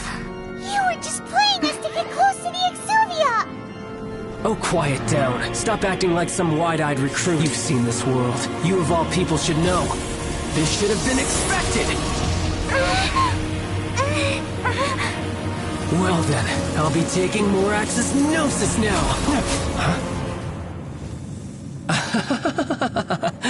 I see. Well, this is most unexpected. You beat me to it, didn't you?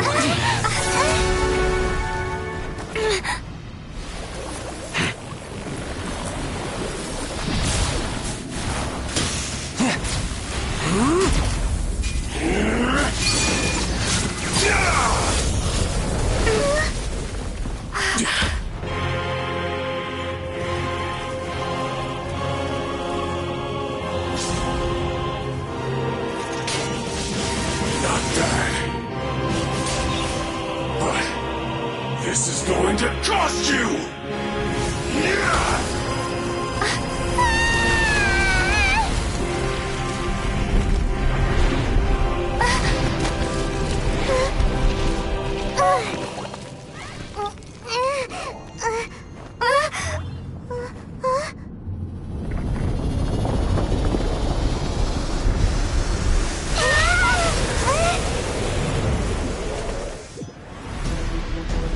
You got to the Gnosis ahead of me, didn't you? Did you simply move faster? Did you leak the information regarding the Golden House to me on purpose? No matter. Hand the Gnosis over, now! Don't make me take it from you! We didn't take it! Barbados, got us. Go with blood! Busted. Game's up. Time's over. Illusion shattered!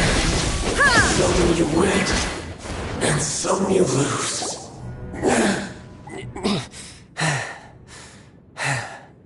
Look! Child's back to normal again! Well then, time to cool off. It seems the burden of the foul legacy transformation was too great for my body. I lacked the opportunity to think this through. And now that I consider the matter more carefully, you never had any chance of beating me to the Gnosis. You had no connection to the Gnosis, no matter where it had been taken. That's what we've been trying to tell you! We didn't take it! Your show of ability today far surpasses that of Signora's initial assessment of you in Mondstadt.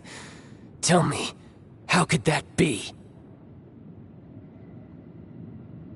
You already know the answer, don't you?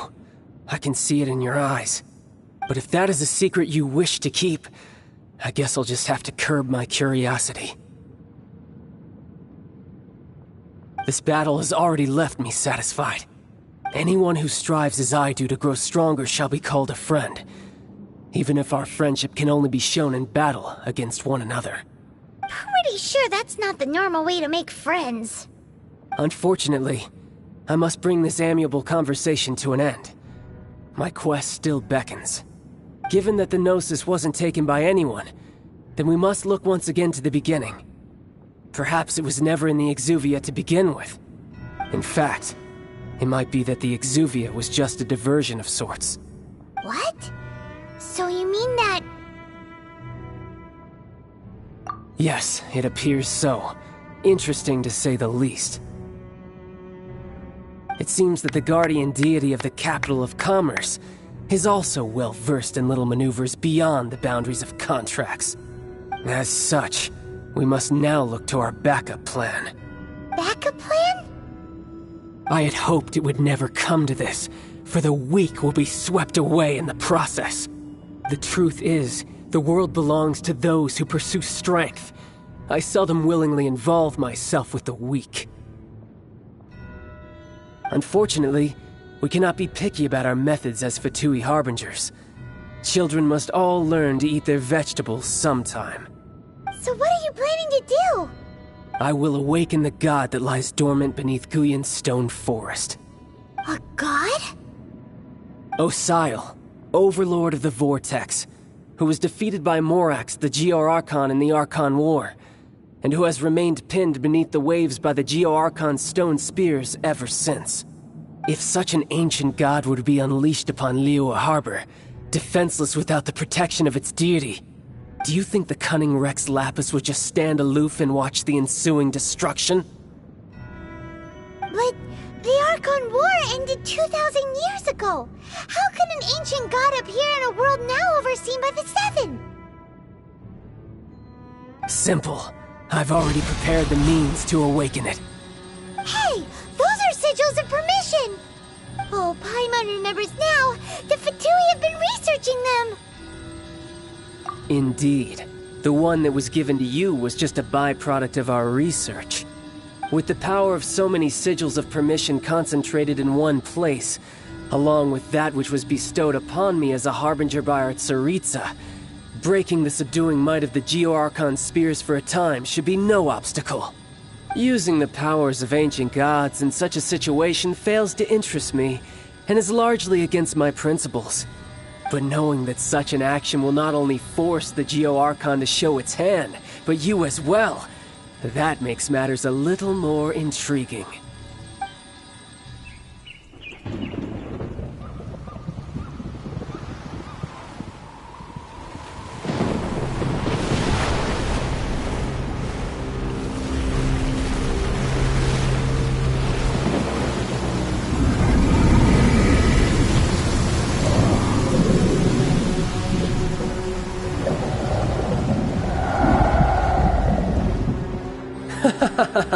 Let's see. Will the nation that has lost its deity be swallowed up by an ancient malice once more? If you wish to drown together with the people of Liyue, you're free to stay and enjoy the show. Huh? He's already gone. That guy is fast. What's going on?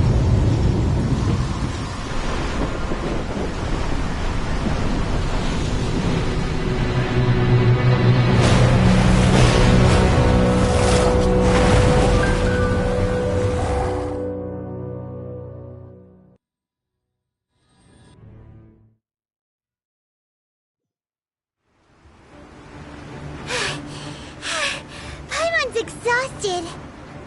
If we hadn't happened to see the Jade Chamber flying over just as we came out of the Golden House, did we make it in time? Is the Overlord of the Vortex still in the sea?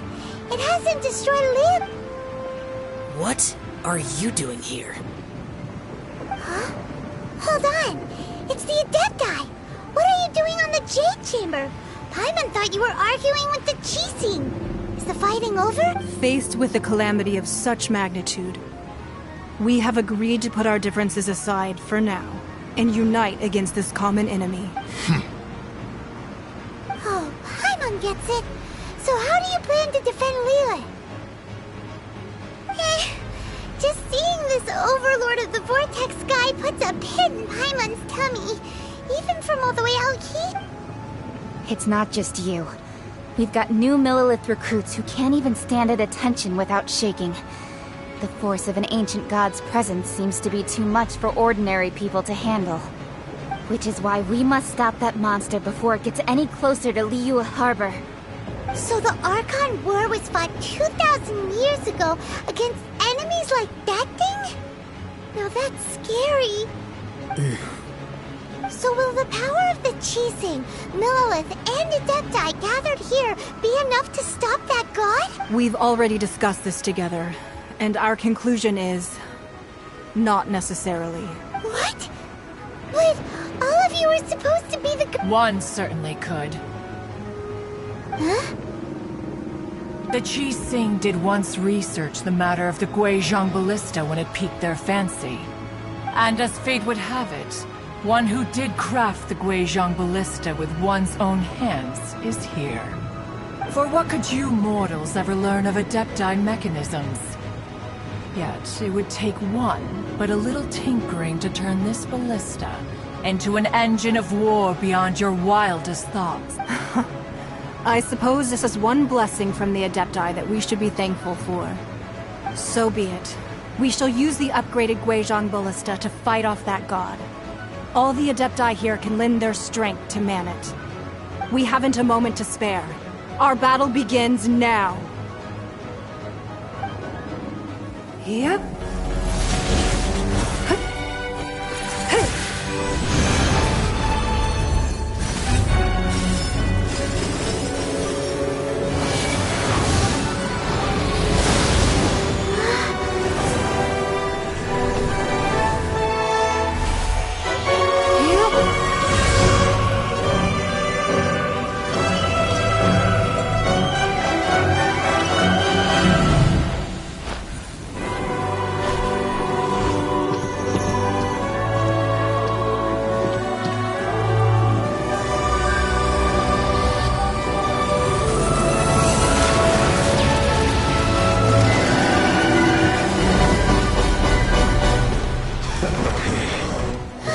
The Fatui!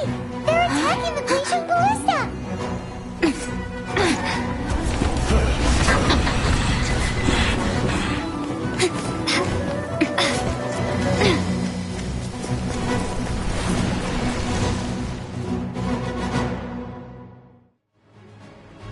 The 3 Adepti are manning the Guizhong Ballista. Do not let the Fatui disturb their work! All able Millilith, with me! Let's go help too! We Adepti have not faced the god in several millennia. Let one see what you're made of then. What strength remains within you, one wishes to witness.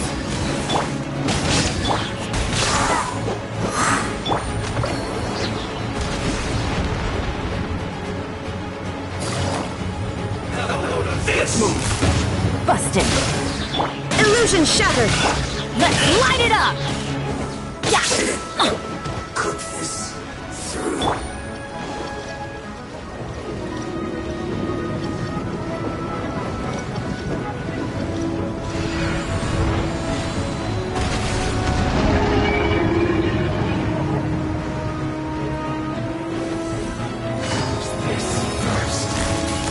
Quietly now. Things are about to get dicey. Take it easy.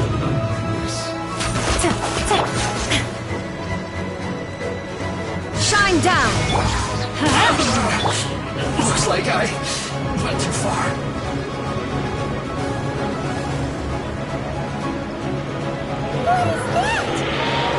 That is Osial's divine power. I am very familiar with it. Be careful not to get hit.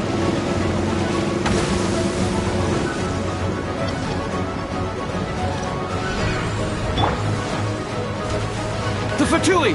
Their attacks are unrelenting! How daring. Snezhnai's diplomats will answer for this afterward. Every last one.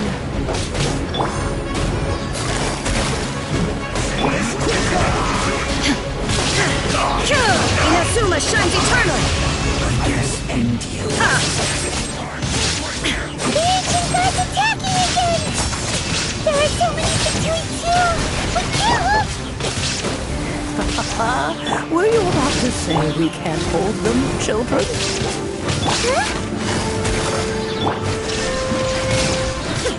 Don't lose heart. Here, take this. This is adeptal energy! That light from your body, it's like the time in Julian Khan! Wow, it's Madam Pink's shockwave! This granny's really strong!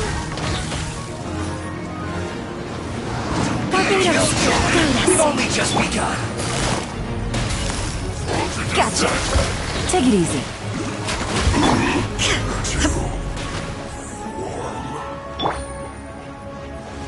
Not breaking a sweat.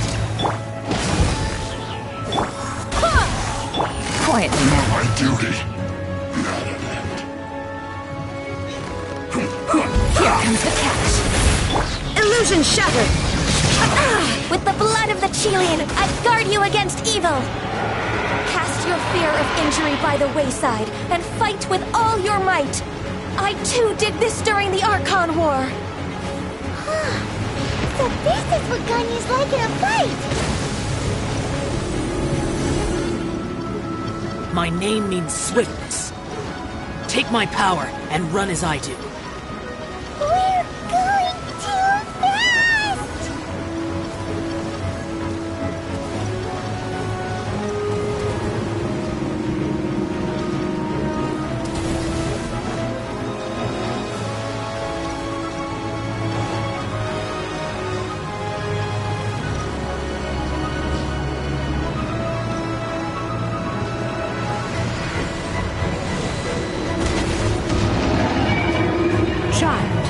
strong in body and spirit. Perhaps you can withstand 3 forms of adeptal energy at once. This will hurt a little. Please bear with us. Once you've adapted, try to use them in battle.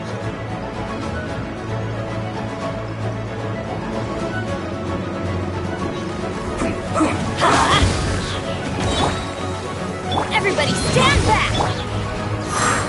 Go this way! This is it. There is no escape! Blink! Resistance!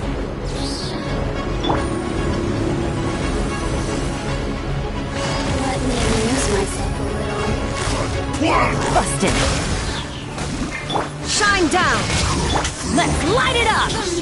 Exercise caution. I fear that the god's power has reached its peak. In other words, if we hold here, there's nothing worse to come, right?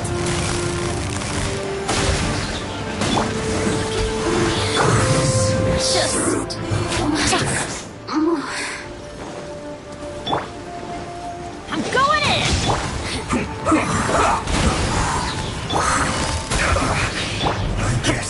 There is no escape! Torn to oblivion!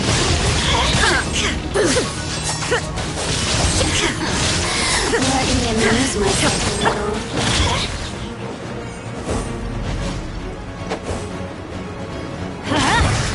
Are you? Teamwork is dreamwork! Barbados, guide us. Things are about to get dicey. Now you shall perish! Yes! This is it.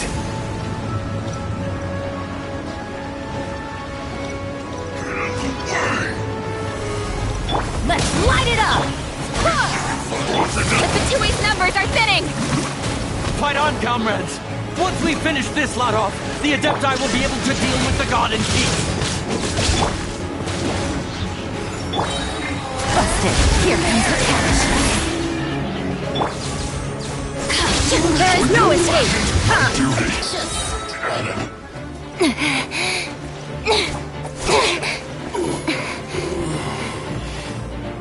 The interlopers are no more. Now we may commit ourselves fully.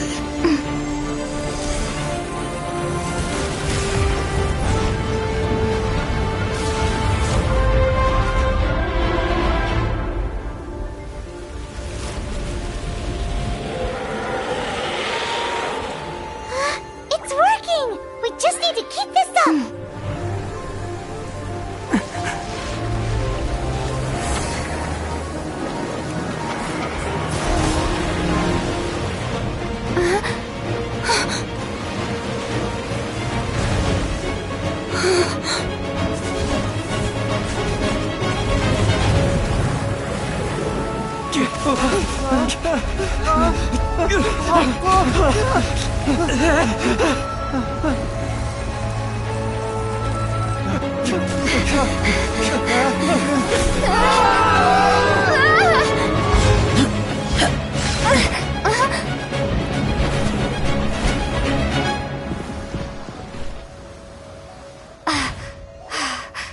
Be careful now.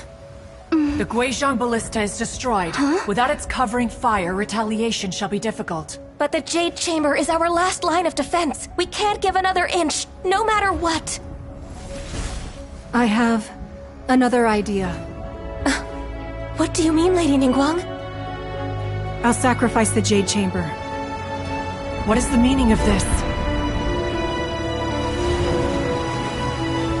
I understand. Traveler, lend me a hand. Farewell, old friend. Goodbye for now. Let us meet again in the future.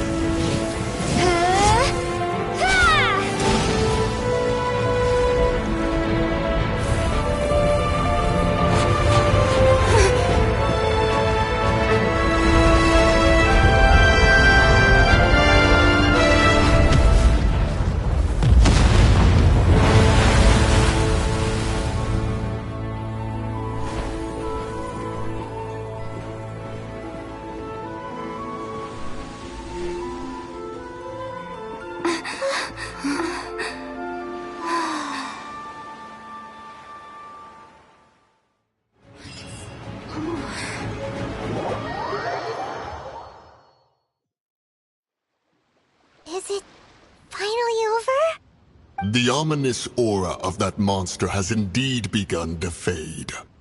The effects of the Sigil of Permission last but a short time. It will be some time before the Overlord of the Vortex can make any waves again. We are indebted to you for your assistance. If the Adepti hadn't happened to be here, the future of Liyue Harbor would surely have been in great jeopardy. Save your flattery. We didn't just happen to be here. Surely you won't pretend to have forgotten the reason for which we came. Come now.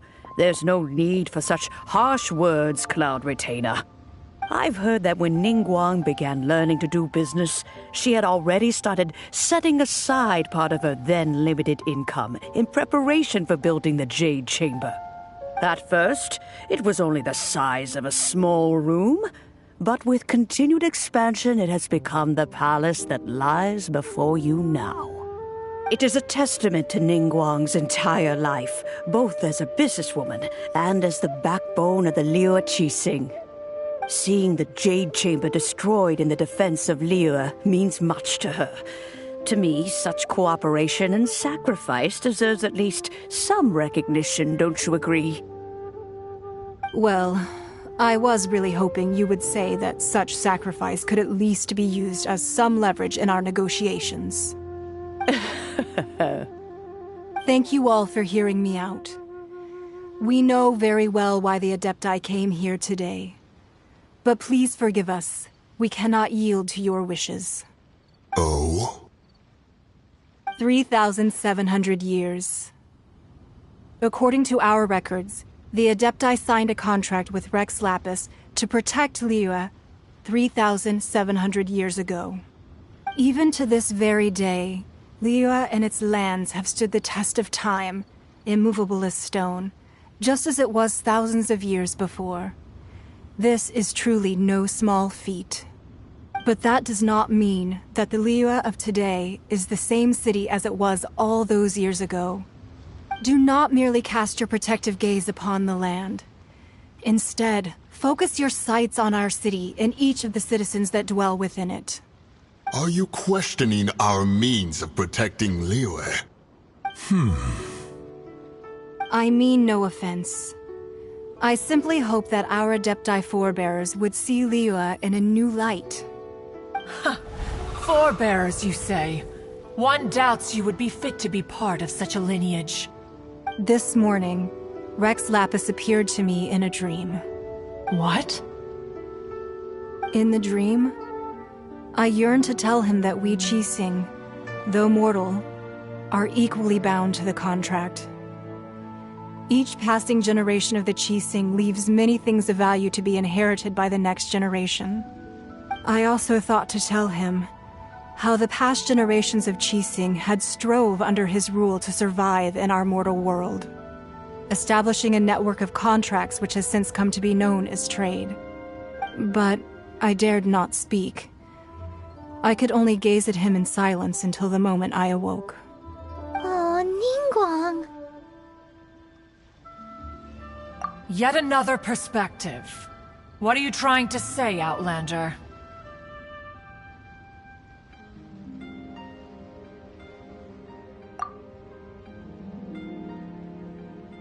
Right!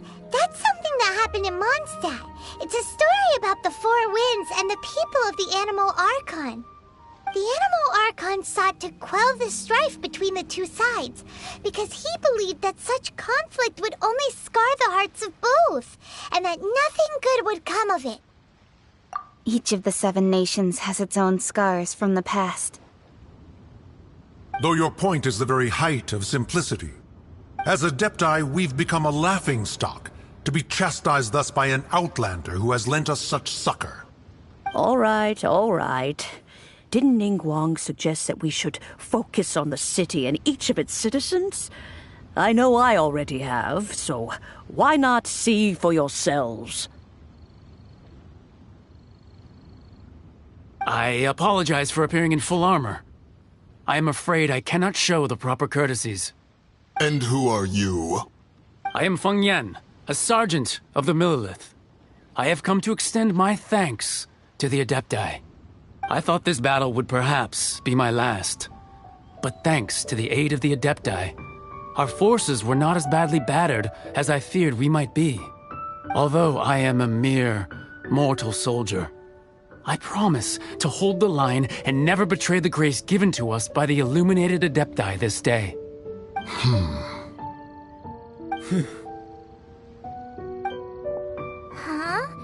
Why does everyone look so down? Didn't we just beat that big monster? Weren't you frightened, dear? It was quite the predicament. I wasn't afraid. All the strong Millilith guards were there, and those powerful heroes with their visions were there. Everyone was there. When danger is near, everyone always protects me. And the rest of the time, they make fun toys and tasty snacks and look, thanks for protecting Liyue Harbor. Please, come visit us for the next lantern rite. Unfortunately, we wouldn't be able to participate. Huh? Because we are Adepti. Oh, okay. It must be hard being an Adeptus. Aww.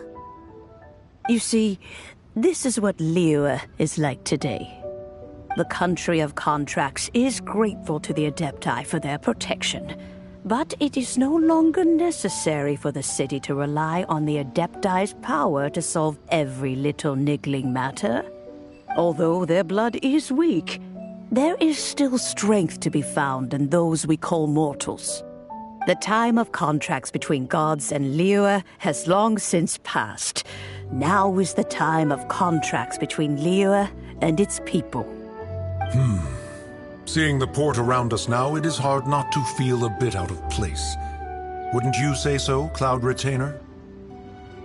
Your line of inquiry is askew. One did not spearhead this expedition to Liyue Harbor. Seems like the Adepti have had a change of heart. Let us return now. Eager to leave, Conqueror of Demons. Yes, one understands what the Conqueror of Demons means. The city of Liyue has changed much after our long separation. One fears that by the time one finally grasps the new contracts of Liyue, you humans would have once again changed the place beyond recognition. Fair enough. Away we shall, and return whence we came. Since we Adepti have consensus, then one shall persist no further. But how will we ensure that the Liyue Qixing will not simply exploit their power once we depart? In my view, that is still a thing to be guarded against. All right, Mooncarver, you needn't worry. It seems to me that this right of supervision is best left to the people of Liyue.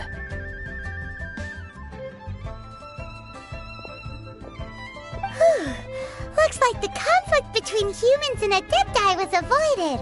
All's well that ends well, huh? Oh, right! It's nice that we've got peace and all, but we're forgetting one thing.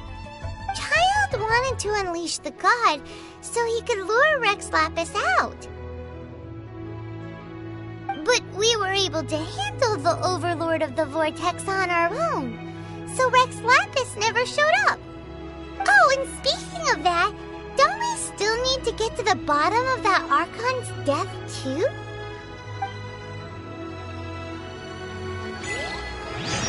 Hyman doesn't get it.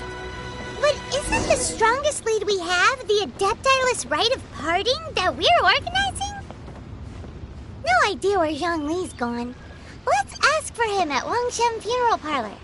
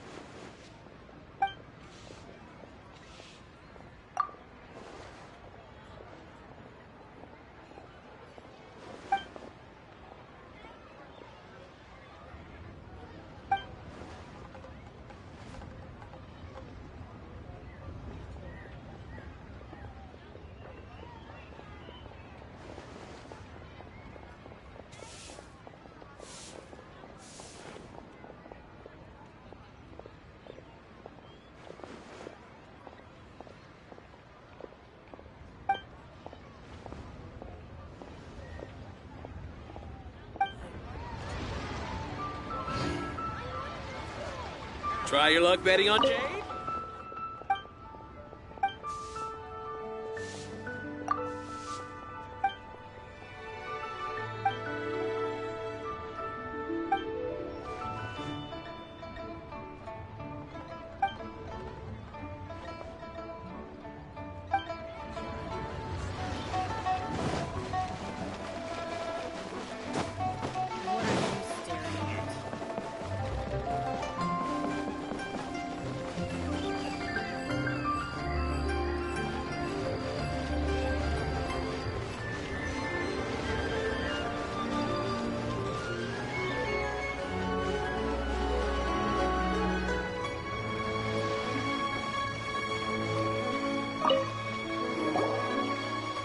Is there anything I can do for you two? I'm afraid that Wangsheng funeral parlor isn't in the We've come to see Zhongli. Could you please tell him we're here? Unfortunately, Zhongli isn't here at the moment. It seems he went to Northland Bank. Doesn't the Northland Bank belong to the Fatui? Last time we saw Zhongli was before we went to the Golden House. Do you think he doesn't know about the attack on Liyue? Visiting the Fatui at a time like this could only mean more trouble. We had better go and make sure that everything is okay.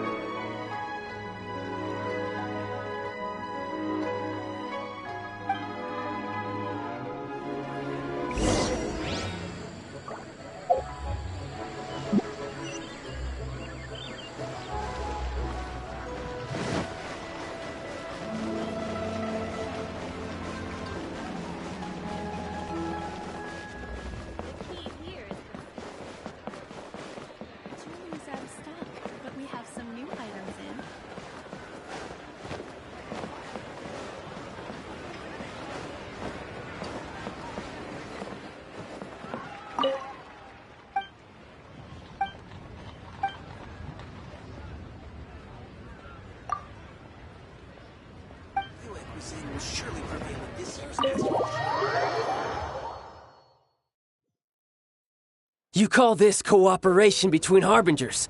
Cooperation involves communication, you know. Don't take it to heart, child. Besides, aren't you happy that you got to skip the formalities and bring chaos to the land? I'm sure you must have enjoyed that. Oh, it seems that some of your friends have arrived. Hey, it's Zhongli and Child. And you! You're also one of the Harbingers? It's you two. I believe we've met once before. In the city of Bards, was it? I'm glad you still remember my name. Ah, right. I imagine that it must have been rather hard to forget watching helplessly as something precious was snatched away from your friend. Well, if it isn't you two. This is our first time seeing each other since Liyue was nearly wiped off the map. This is certainly a bit awkward, wouldn't you say? Paimon knew that we should never have trusted a Fatui Harbinger. Oh, now don't say that. Sure, I may have misled you, but I never had anything against you personally. Besides, I thought we were getting along quite well together, didn't you? Except for that little tussle we had at the end.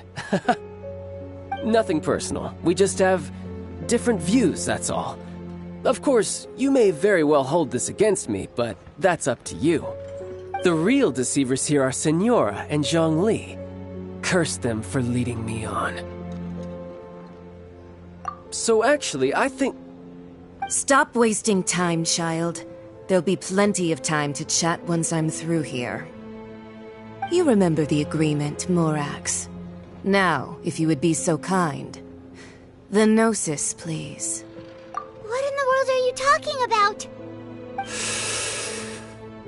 The contract is fulfilled. That which thou seeketh is now bestowed unto thee. For my promise is solid as stone.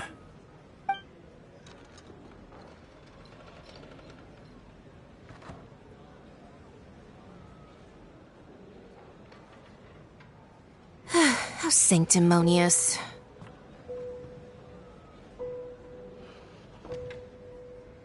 What? So you're the Lord of Chio? No, wait!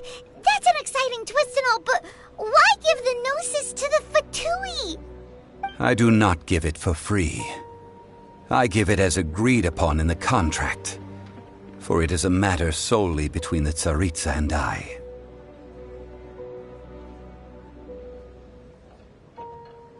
Yeah, you don't think you went a little bit too far with that whole fake death thing? Everyone was preparing the ceremony for you, and splat! This big dragon falls out of the sky, and all of Liyue goes into an uproar. Gathering all the forces that had been bubbling behind the scenes, and then stirring them together in a pot that was bound to boil over. That's what he wanted to see, am I right? Wait, what?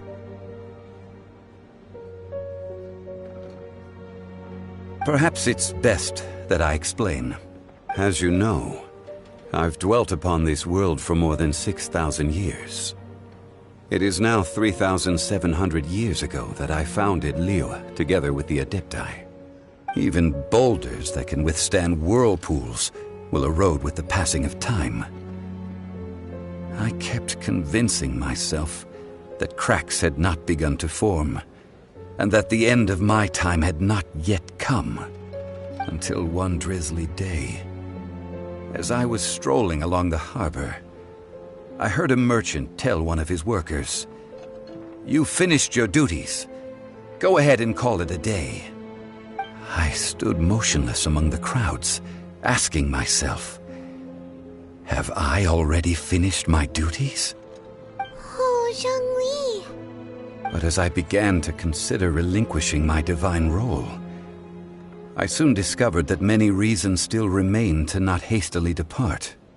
Was Liyue, the city I had dwelt in for so long, already prepared to enter its next age? I decided that a test was needed in order to reveal the answer. So I feigned my own death, and gathered the cast of Child, the Adepti, and the Liyue Qixing to play their roles together on the stage that was Liyue. That's right, which is why I continued to safeguard the Gnosis until now. So you mean that if the chaos ever reached the point of no return, you would simply appear and use your divine powers to bring Liyue back under control? Of course, and it would have been all too easy for him too. Just as a child quickly matures after losing their parents, so has Liyue matured when faced with the death of its deity. In the end, the resolution to all that has transpired was even more satisfactory than I could have hoped for. Take the Adepti, for instance.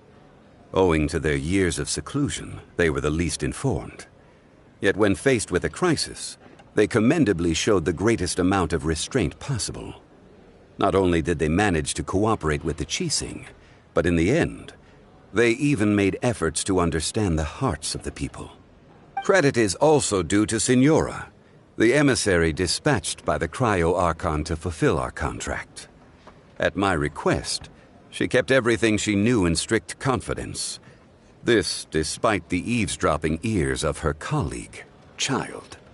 This meant I could remain as Zhongli, even having the chance to fulfill the age-old traditions of Liyue in this mortal form. Thank you for joining me on this journey, traveler. All of these things turned out as I had planned. There is only one thing that I had not anticipated, and that was the conduct of the Liyue Qixing.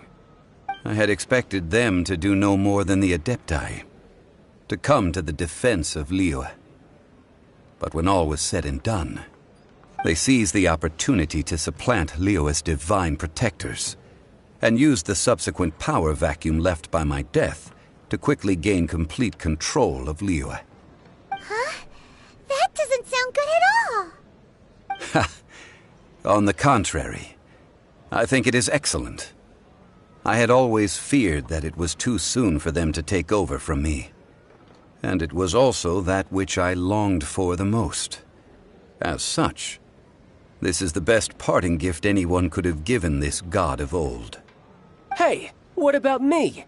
Doesn't anyone feel the least bit of remorse for deceiving me? You've practically kept me in the dark!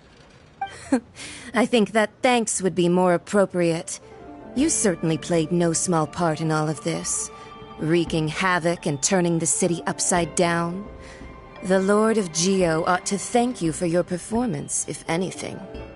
If you hadn't created the pressure of a battle between mortals, Adepti, and a god, the lump of coal resting in the hands of the Geo-Archon, Liyue, would never have been able to become a dazzling diamond of a city.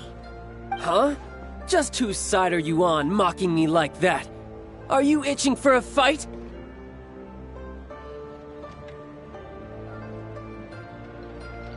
Be that as it may, you've come out of this as the hero of Liyue. I, on the other hand, will be forever prescribed as a disturber of the peace, no?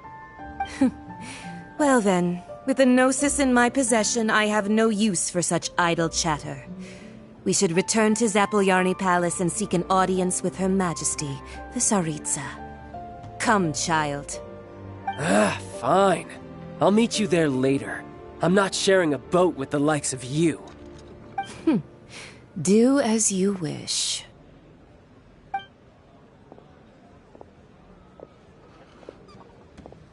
Now then, is there anything else you wish to ask me?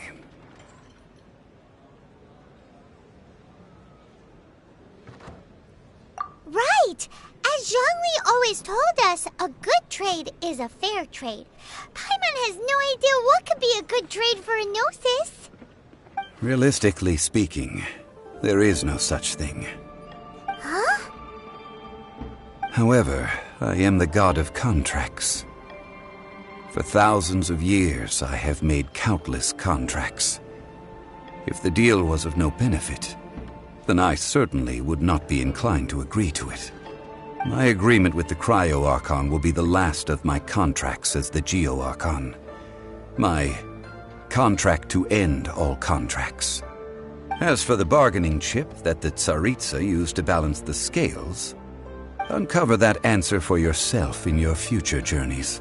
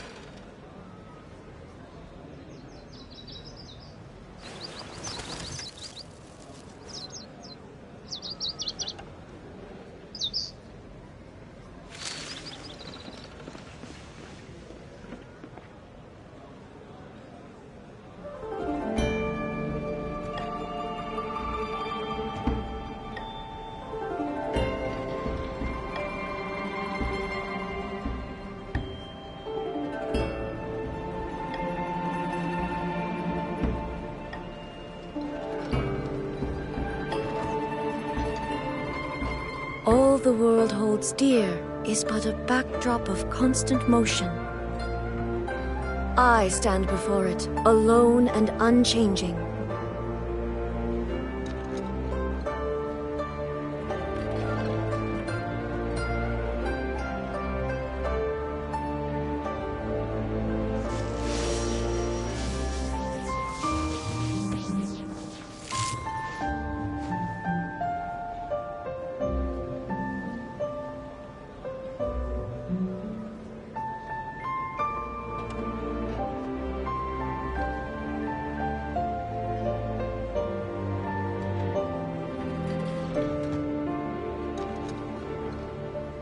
The world remains constant over the centuries, but human life is like the dew at dawn, or a bubble rising through water. Transitory.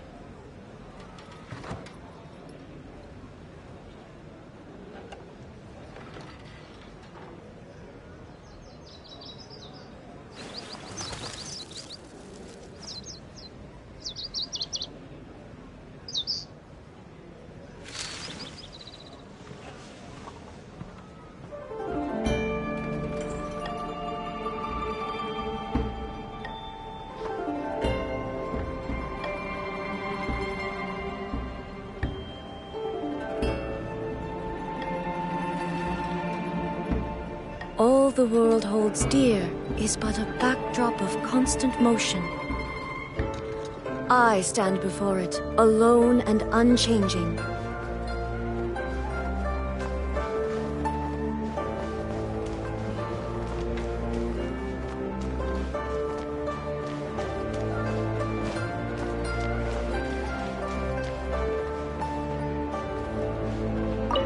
Paimon can't absorb so much information. So, Zhongli, what sort of contract did you... One of the clauses of our contract was... You're so... Paimon can't... So, Zhong... One of the clauses... You're...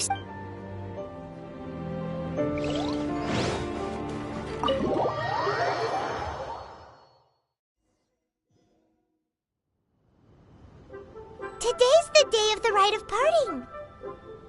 Although the star of the show is fake, we've spent so much time trying to organize it, it would be a real shame not to go there now.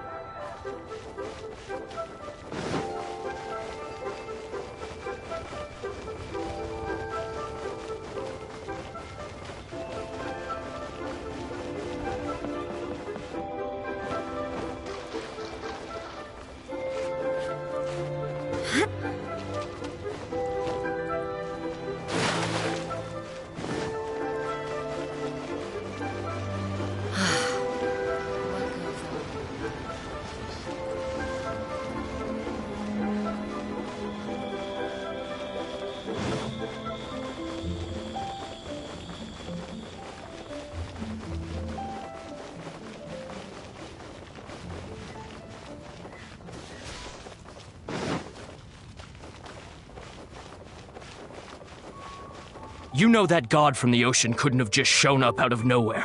I mean, it's been 2,000 years since Rex Lapis subdued it. Yes, and to think that this happened right on the heels of the incident with... Say, do you think the person who assassinated our lord and released that evil god might have been... Now that you mention it, that's very possible. Yes, I mean, it all fits together. That person must have colluded with the evil god to harm Rex Lapis. Oh, that wicked, black-hearted scoundrel. Still, what sort of supernatural prowess must this person possess to be able to do such things? Forget it. Guessing's no use to us. Look, the Millilith over there looks like he's about to make an announcement. Let's hear what the Ministry of Civil Affairs has to say first.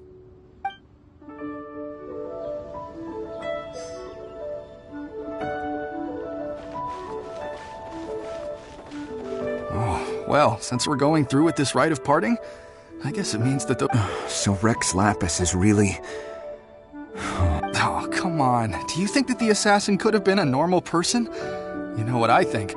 I don't think any of the gossip on the streets you hear from those shady types is worth... There's only one real possibility in my mind. I've heard that the assassin was that Fatui fellow. Youngish, pretty high in rank. I think they called him Child. The Fatui? They certainly are very suspicious. Who knows what those greedy, crooked folks... Shh! Lower your voice. If the Fatui catch you in their sights, Rex Lapis won't...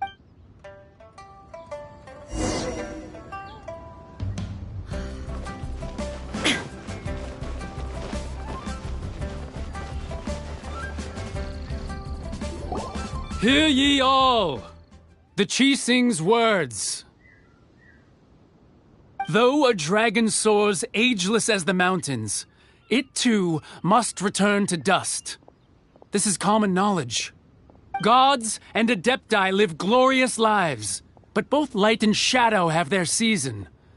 So too must they face divinely appointed trials. Rumors and hearsay abound on the streets that Rex Lapis was murdered. Now, let the truth be revealed. Having been thwarted in his trial, Rex Lapis's soul has recouped the celestial heights. He beseeches the people of Liyue to grieve not and to let not their hearts be saddened. Nor are they to believe street-born rumors or indulge in baseless speculation.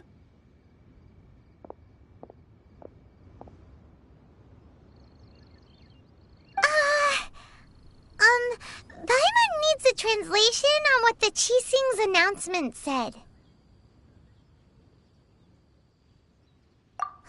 So that's how they're spinning it. Something feels off. Why would they suddenly give up looking for the murderer? Not to mention how this excuse... Could the Qixing already have known that Rex Lapis wasn't dead? But Zhongli said that neither they nor the Adepti knew anything. Did Zhongli tell them in secret after his gnosis changed hands? Exactly, right? Ooh, seems like the rite of parting has been going on for a while now. Let's go have a look.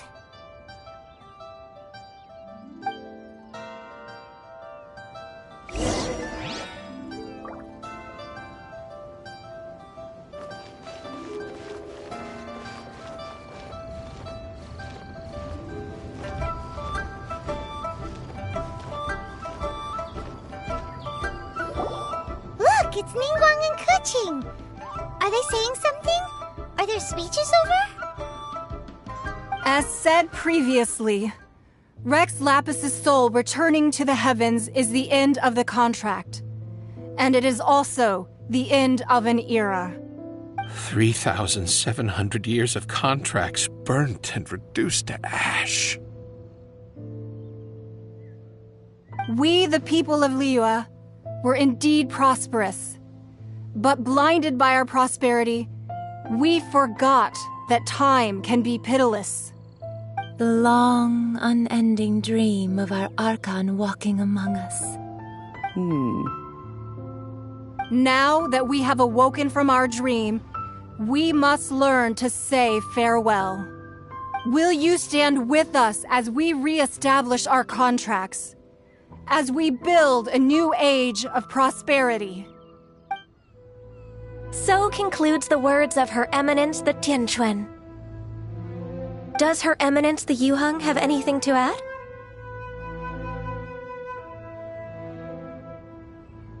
Huh? Is she looking this way? Traveler. Yikes! She really is looking our way! Is that the traveler who they say defeated the ancient god? So young. The Liyue Qixing always repay their debts. And as you have heard, our eyes see far and our reach is long. Name your price. You deserve that much. Whoa!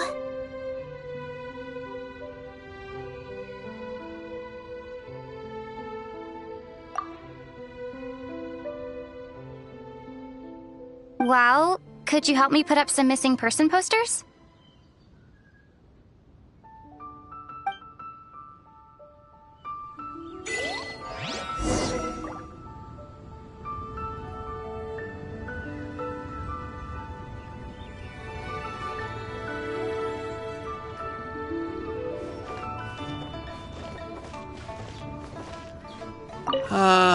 Rex Lapis.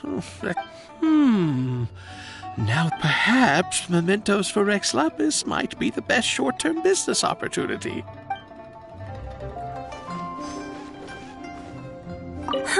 And to think I'd put my best perfume on before coming here, thinking you'd like it.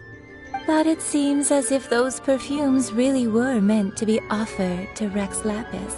Well, that's fine. Suffer no rivals in love, they say. And that's 3 gone in 1 stroke.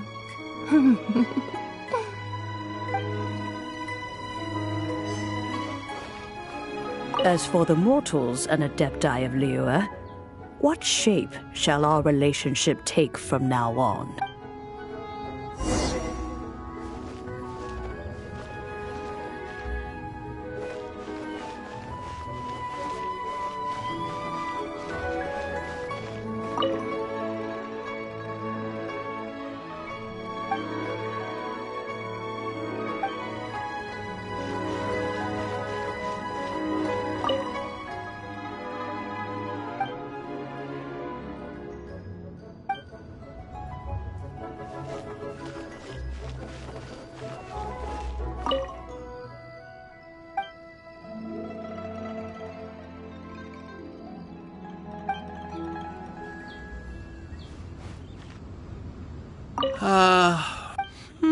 Perhaps.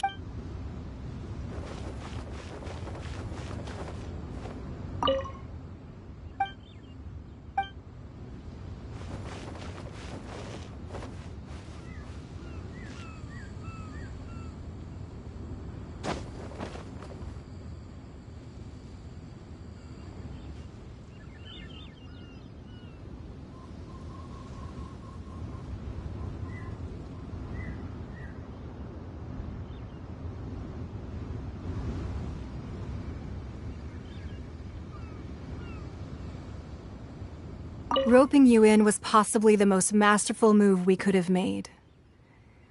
I believe that future generations will say so too when our deeds come up for their review.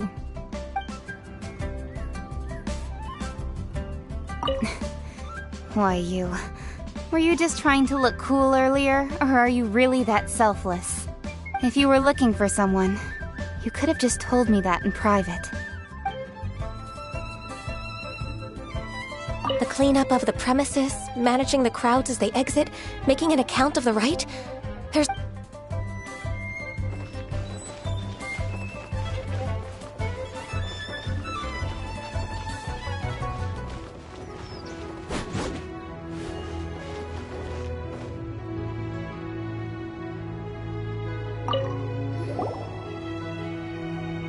Hey, Zhongli!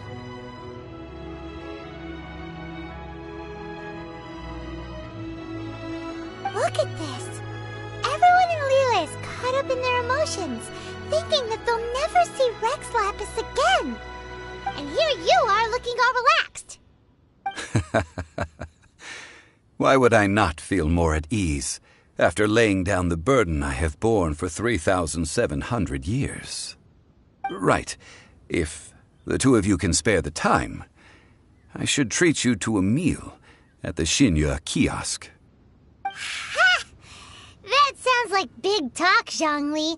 Paimon might have believed you if you were treating us to some third-round knockout, but you'd have to pay out your nose just to stand inside Liyue kiosk.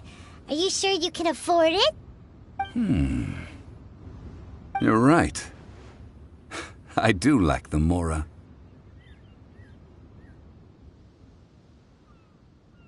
But why would Morax lack Mora? As the Rex Lapis Morax, I can easily create Mora. But since I have chosen to walk this earth as the mortal Zhongli, I should abide by the same rules that mortals do. When I was journeying with you, though I still had the Gnosis in hand, I knew that I must soon retire from my role as an Archon. So I had to rehearse a little for my new life. Oh, no wonder! Paimon gets it now. You didn't look at the price tags when we were spending because you've never had to. But since you weren't used to not being able to just make more Mora as and when you wanted to, you had to try becoming a parasite to society who lives off of other people's credit. Well, we were only spending Fatui money. You don't have to say it like that. In the City of Commerce, we do not merely exchange money or goods. We also exchange knowledge, memories, and foresight, as well as positions, roles, and lives. The Archon Morax could never experience life as the true mortal Zhongli could, no matter how many times he descended to be with his people. I must thank you for that.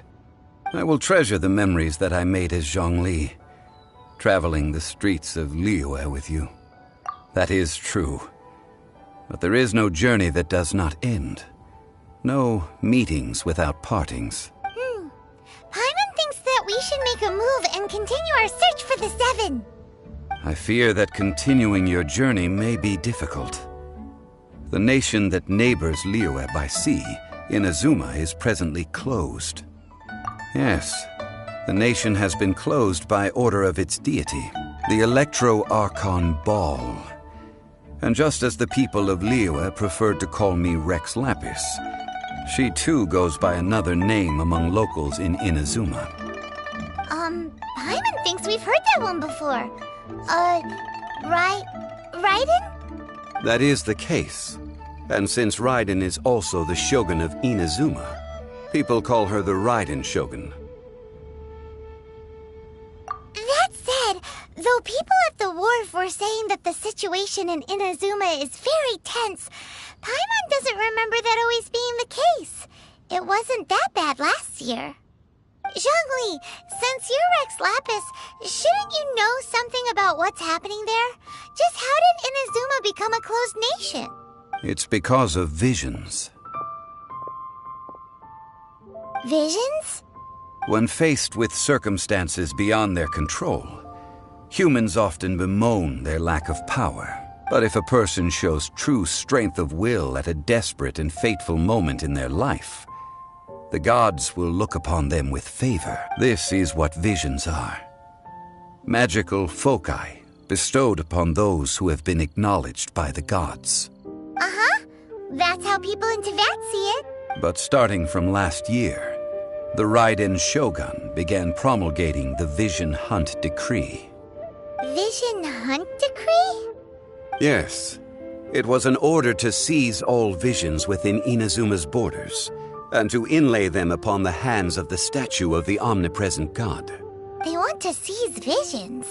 But why? Aren't visions blessings from the gods? I should think that in the Raiden Shogun's eyes, it is precisely because they are divine blessings that they should be under the sole dominion of divinity. Whoa, that's harsh. The Animo Archon is the god of freedom, and the Geo Archon is the god of contracts.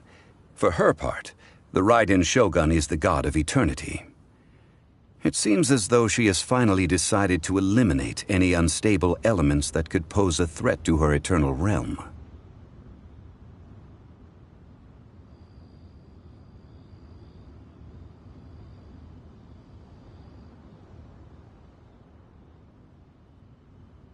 The fact that even I, the oldest of the seven, have now passed away, will only strengthen her resolve to pursue eternity. Knowing her, she must have again quoted that adage she is most fond of when proclaiming that decree to her people. 7 ideals for 7 gods, and of these, eternity is nearest unto the heavenly principles.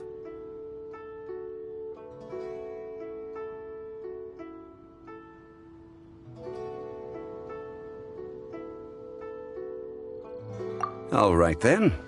Was there anything else you wish to know?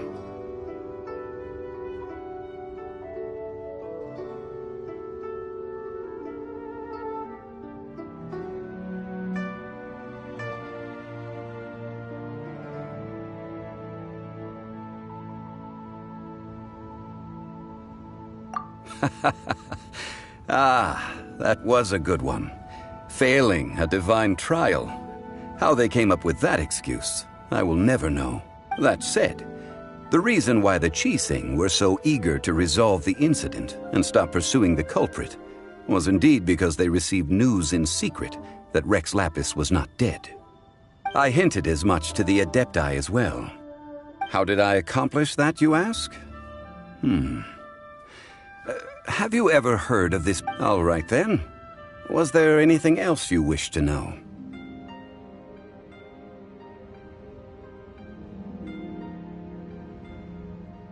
Yeah, about that.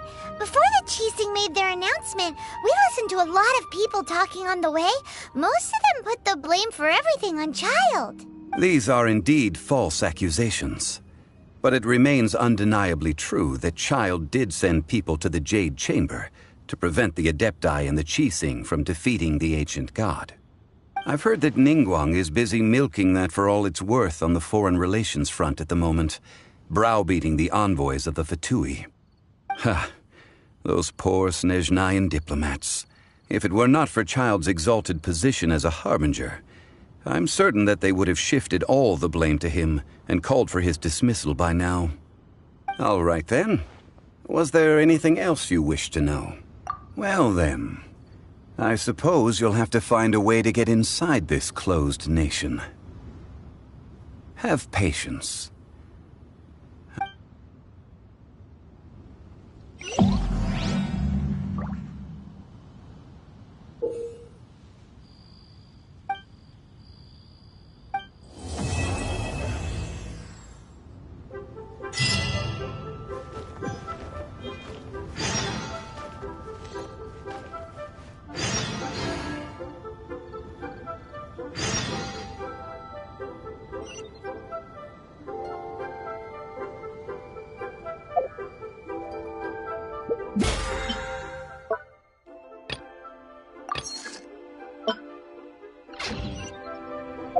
The world remains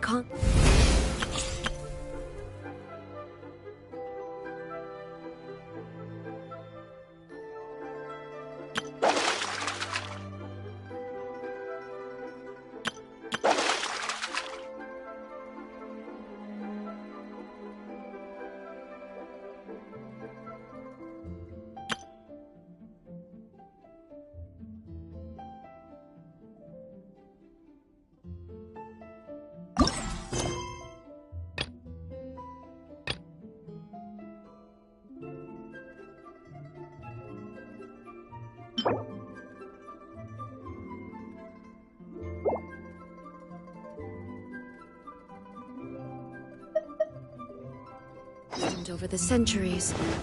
But human life is like the dew at dawn, or a bubble rising through water. Transitory.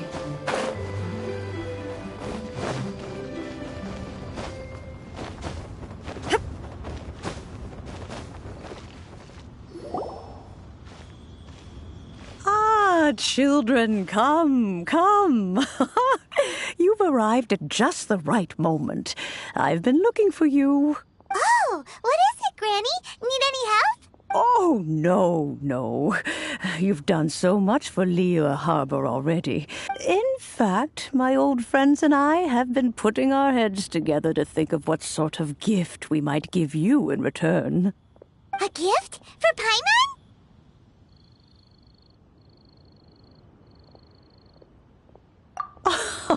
Oh, child, you are so very modest. Uncommonly so, even. But you mustn't decline this gift. I simply won't allow it. When you traversed my old teapot in search of the cleansing bell, I heard your little friend mention that you often camp out in the wilds. That simply won't do. Especially since I imagine you still have a very long journey ahead of you. Fortunately, I have not yet grown so old as to see my subspace creation abilities atrophy. Oh, did my friends never mention that to you? Well then, it is a blessing we old folks once received from Rex Lapis, part of our illumination, if you will. I will not go into too much detail, but subspace creation is the ability to create a small, autonomous pocket world. The teapot that you entered previously was a little trinket created using that ability.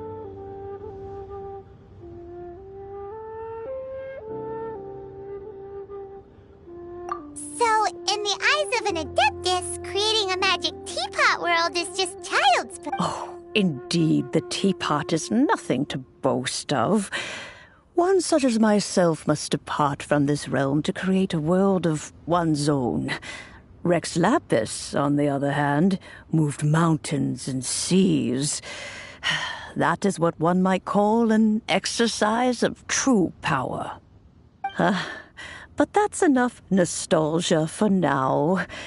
The gift that I have prepared for you just requires a few final materials to add the finishing touch. That's right! Finding stuff's what we're good at, after all. Oh, settle down now, children. There's no need for you to go running hither and thither. I have already found a fleet-footed youngster to prepare what I need. What's more, I doubt that you would know how to find the materials I am searching for. Some of them are very rare indeed these days. Well, for starters, I require some shimmer soil from the banks of Dihua Marsh. Back in the day, it could only be found where the glazed lilies thrived most profusely. You would have to dig downward, following the roots of the glazed lilies, and if you were lucky enough, you just might find a small patch of shimmer soil there. But almost no one has been able to find shimmer soil in this manner since Dihua Marsh came to be the way it is today. Even more difficult to find is smaragdus jadeite, which must be chiseled from the rock of the chasm. Or so it used to be. Ever since the Blackcliff Forge opened for business, they've slowly but surely stripped the mines all but completely bare of it. In any case, smaragdus jadeite is an adepti treasure, and the adeptal power within is not something that most humans can withstand. Extended contact with it is, in fact, harmful to humans. Goodness knows if that child will succeed in finding these items. Well, since you're an Adeptus, Granny, the person you asked for help, they must be an Adeptus too, right? Yes. I suppose she does count as an Adeptus. She counts? How come there are so many Adepti in Liyue Harbor? We seem to bump into them all the time. It feels like even when you go out to eat, you could be sitting next to an Adeptus and never even know it. Oh, maybe so. Who can say? A fair few of my old friends are rather fond of mundane mortal life, after all. I'm back, Granny. Oh, I don't believe we've met. Allow me to do the honors. This child here is Yen Fei. She's the one helping run some errands for me. Yen Fei, I believe you've already heard of the traveler and her traveling companion. Of course, who hasn't? Much has been written about you in the Millilith's records. You became one of Liyue's most wanted after the Millilith marked you as a suspect following the incident at the Rite of Dissension. After which, you fought off the Millilith at Julian Karst and made contact with the Fatui. Before finally defeating an ancient god together with Granny and her associates, and subsequently being cleared of any and all suspicion by the Qixing. What a shame. A shame that we didn't meet sooner. If we had, well, I can't say that I would have been able to clear you of suspicion immediately, but it certainly would have been less, embarrassing for you. Allow me to introduce myself once more. I'm Yenfei, a legal advisor. Got a legal problem? You can come right to me. Oh, yes, here's my business card. You'll find it has my contact details and office address. Keep it handy. If you have an urgent issue, just leave me a note at this address. Oh, and I almost forgot to mention, I offer a very generous discount for first-time customers. All right, Yenfei, all right. Let's get to the business at hand. I do not think these two are in any dire need of legal assistance at the moment. You'll have to excuse Yenfei. She's always been like this, ever the talkative one when it comes to her own affairs. Paimon was gonna ask the same question. You seem really different from the ones we've met before. An Adeptus? I guess. Kinda. My old man said he was one anyway. He mentioned that he once campaigned with Rex Lapis for a long old time, and then after that was all over, he went back and married my mom. They had me, and once I was all grown up, the two of them upped and left on a journey, leaving me with Granny here.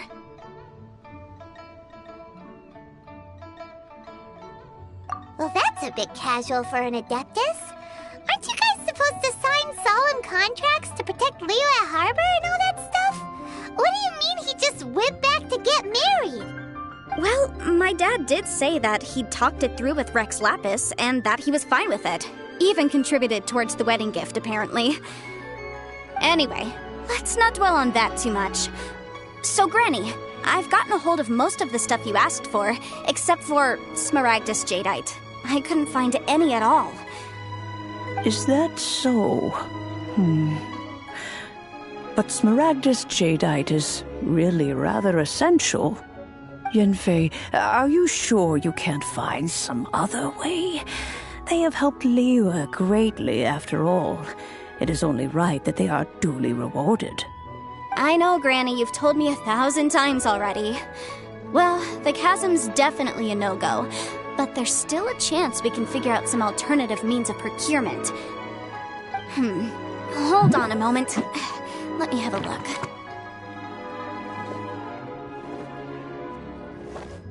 Whoa, that's a really thick book. What kind of things do you write in there? Commercial consultancy. Or Snezhnaya. Ah, found him. Krusel. A Snezhnayan merchant who once came to me with some legal queries on certain articles in the legal codices. If my memory serves, all of them had to do with rare ores. He mentioned that he was considering acquiring some Smaragdus Jadeite to make hairpins, and wanted to know if there were any legal ramifications that he should be aware of. Said he was planning to sell them in Snezhnaya. So, I guess I'll go look for him. With any luck, he'll have gotten his hands on some Smaragdus Jadeite, or might have an idea of where we can find some. Oh, you want to join me? I suppose that's no problem, but it's best if you just stand by and watch. If you try to get involved, you'll only risk placing yourself in legal jeopardy. Wow, an Adeptus imploring us to avoid incurring legal liability. Best we be a little more careful than usual while...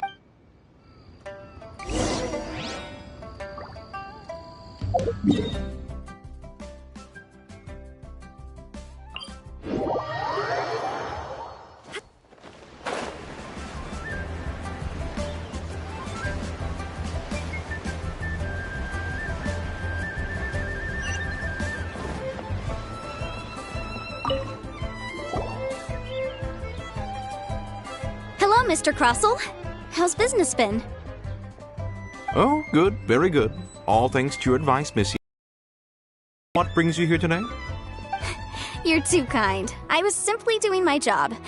Now, I believe that the last time we met, you mentioned that you were looking to source some Smaragdus Jadeite to make hairpins. Have there been any further developments on this front? Well, yes. As a matter of fact, in the end, I did acquire a small piece of Smaragdus Jadeite and had it fashioned into a pair of hairpins. Miss Yanfei, might I presume that you have an interest in the hairpins? I must apologize. I've already rented them out to a lady named Zhi Qiao. If you'd like to inspect them, you may have to wait quite some time. Wait, isn't Smaragdus Jadeite really rare? Aren't you worried about the hairpins getting damaged or lost while they're being rented out?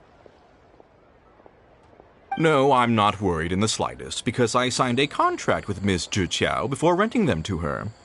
The contract makes it quite clear that if she loses or damages the item in question, she must compensate me for its full original value. In return, I included a clause that guarantees the Smaragdus Jadeite is genuine, with a penalty of 10 times the item's value payable by me to Miss Zhi Qiao in the event that it is shown to be a fake. Guaranteed genuine, with 10 times the value payable if this claim is shown to be false. Yes, these terms are very clear indeed. Of course. This way, both the client and I have the assurance we need. To ensure fairness, each of us has retained an original copy of the contract. In that case, might you know where Miss Chow lives? We'd like to pay her a visit and have a look at the hairpins. Oh, of course. She wrote her address down when we signed our contract. Here, I'll mark it on your map for you. Thanks a lot, Mr. Crossell. We'll be off now.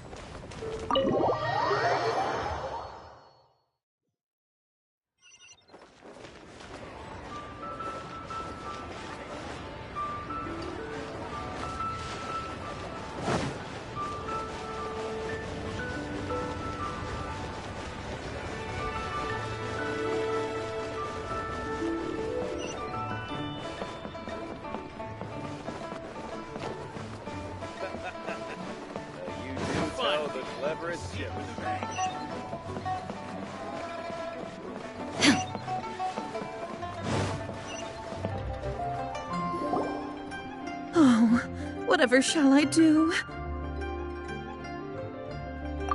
Yes, that's me. How do you do, Monsieur Chow? We understand from Mr. Crossell that you recently rented a pair of hairpins. My associates and I are very interested in them. Would you mind? The hairpins? I can't I don't know how it could have happened. I always kept them right by my side, and I hadn't even worn them yet. I spent so much money on them. If I have to pay their original value, there's no way I could come up with that amount of money on such short notice. My family is in the ore business too, but business has been suffering ever since the chasm was sealed off. We now have a backlog of paid-up orders just sitting around, so we've been having to purchase some stock from other ore merchants to complete them.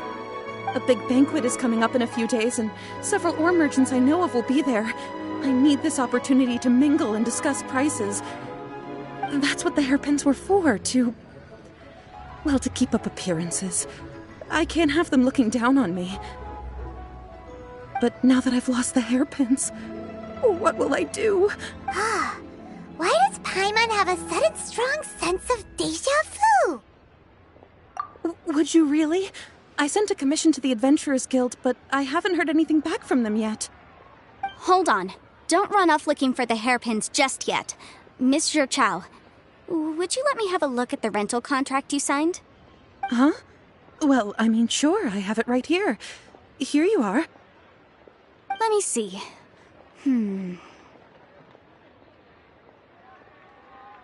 That's right! Yanfei said she's a legal advisor, didn't she? Maybe she can help Juqiao somehow. True. Though surely there must be a win-win. Right. I finished reading the contract. The terms are very clear, and they do indeed stipulate that you must pay Mr. Crossell the original value of the hairpins as compensation for the loss. Furthermore, the contract also expressly states that the amount of compensation must take current, and given the rarity of Smaragdus Jadeite, I fear that the final amount of compensation may end up being significantly higher as a result. Even higher? Oh, no. Uh-oh. Juqiao looks like she's about to faint. However, all of this is assuming that it is indeed genuine Smaragdus Jadeite that was inlaid into the hairpins. Did you really have to pause before saying that part? Anyway, the hairpins are lost, so how exactly would we be able to find out if the Jadeite is... Whichever way you look at it, we've got to start by Except that if we found the hairpins, there'd no longer be any need to check whether the Jadeite is genuine, would there? Seems right. Please, don't trouble yourselves over this. The fact is, I lost the item and I should pay compensation per the contract. However much it is, I will have to pay it. My family are merchants, after all. It's vital that we keep... Now that it's come to this, I really shouldn't keep Crossell in the dark any longer. I'll go and inform him of the issue, and then... negotiate the amount of compensation. Yes, legally speaking, it seems this is the most sensible course of action. But before that, I have some questions about the hairpins. So hold on a moment, Monsieur Chow. When you first touched the hairpins, what did you feel? What did I feel? Well, I remember that the gemstones set into the pins were perfectly smooth to the touch, like the finest quality jade. My family has seen much jade pass through its hands in the past, so I am quite... Smooth to the touch. Finest quality jade. No, it's nothing. I just need to re-examine a few things. Let's head over to Mr. Crossell's.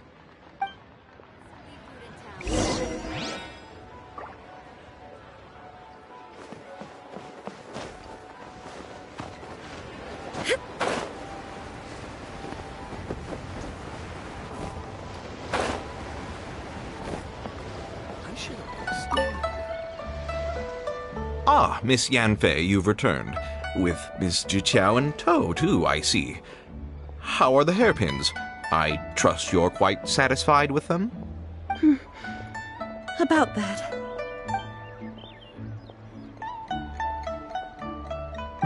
You lost them? Are you serious? Do you have any idea how expensive they were? I'm sorry. I'm sorry. Truly I am. I'll pay the compensation as per our contract. Every last Mora? Do you have any idea what I had to go through to get my hands on that smaragdus jadeite? I just don't... Forget it. Talking won't bring them back. Since Miss Yanfei is here, I suppose we can just have her estimate the amount that needs to be paid. No problem. But before I can give an official estimate, I'll need to do a little market research. Ah, yes, and if I may just confirm again, it was in fact genuine smaragdus jadeite inlaid into the hairpins, correct? Of course! Genuine article guaranteed, or I pay back 10 times the value. All right, understood. I'll conduct some market research, and once I'm back, I'll provide an official assessment of the sum owed by Mr. Chow in compensation. Please wait here. Thank you very much. How could she lose my hairpins? She'd better pay every last mora that they're worth. Looks like I'll have to find some way to raise that money. Please wait, Mr. Chow. I have something to discuss with you. It's not convenient to speak here, so let's find somewhere that we can sit and talk in more...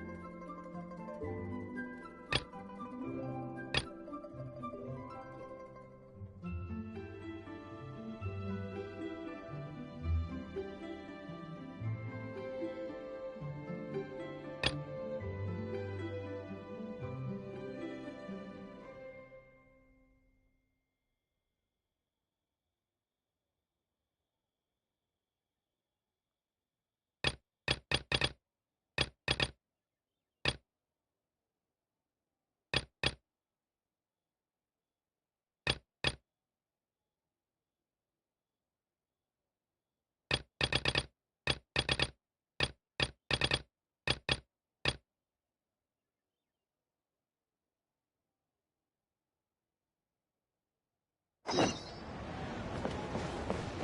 can't beat the atmosphere here.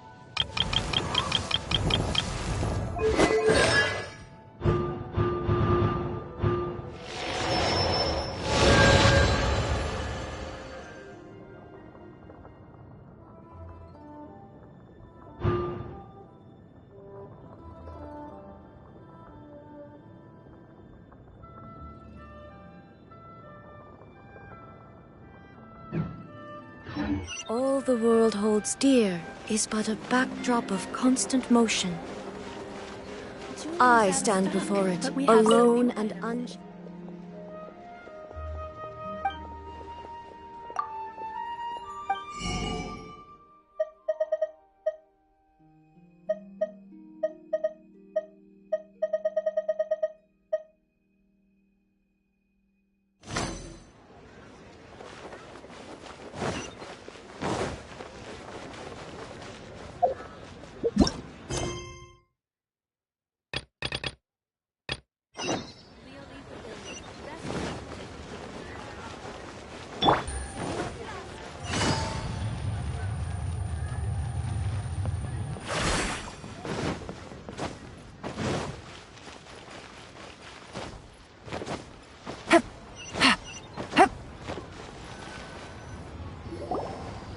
Miss Yenfei, what is this about?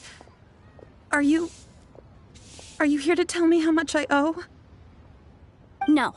What I wanted to talk about is, there is a chance that the Orin laid on those hairpins may not be Smaragdus Jadeite after all.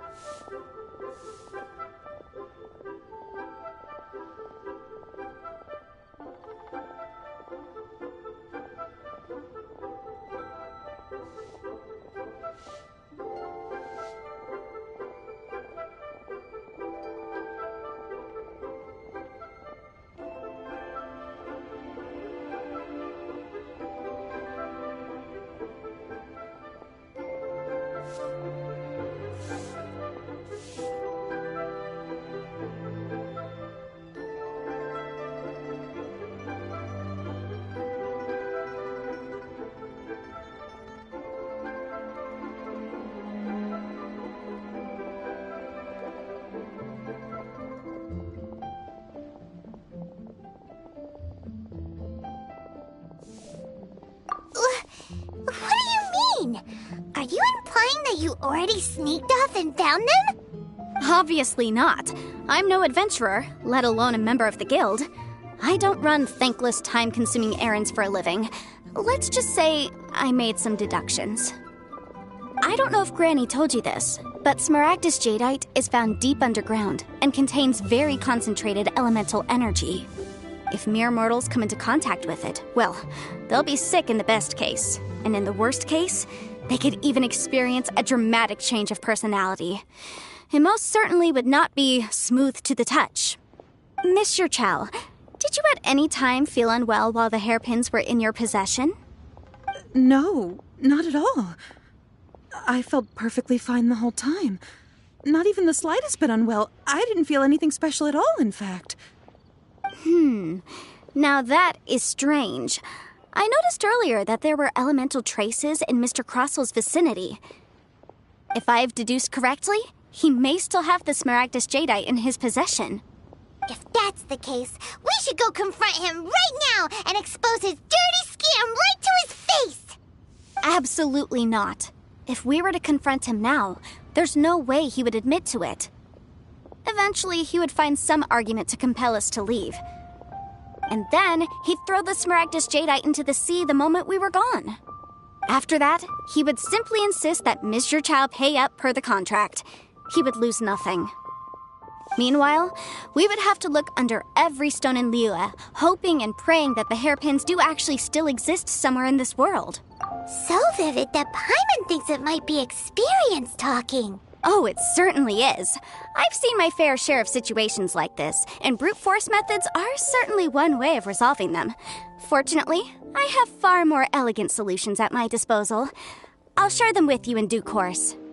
Well then, since you're so experienced in dealing with problems like this, perhaps you could... Oh, that won't be a problem. But first, Mr. Chow, can I ask you to please sign this contract? Huh? Does there have to be a contract for everything? Paimon can't even keep... It feels like Yanfei is even more These are my formal terms of engagement. Everything prior to now has just been pro bono advice. But for me to investigate any further, I require a written contract. Any work commissioned but not bound by a contract cannot be relied... I understand. Then I will be glad to place this... No problem. Just sign here, and I'll sign too. And I'll also need your signatures on pages 5, 7, and on the very last page. Finally, if you could just use this ink pad to make a handprint over here. This contract has so many pages! All right, that should do it. My fees are the same as always, and they're written in the contract. Have a look through and let me know if you have any questions. I've had a read through. Everything checks out. Well then, here's your copy of the contract. I will retain the other copy. Not for now, no.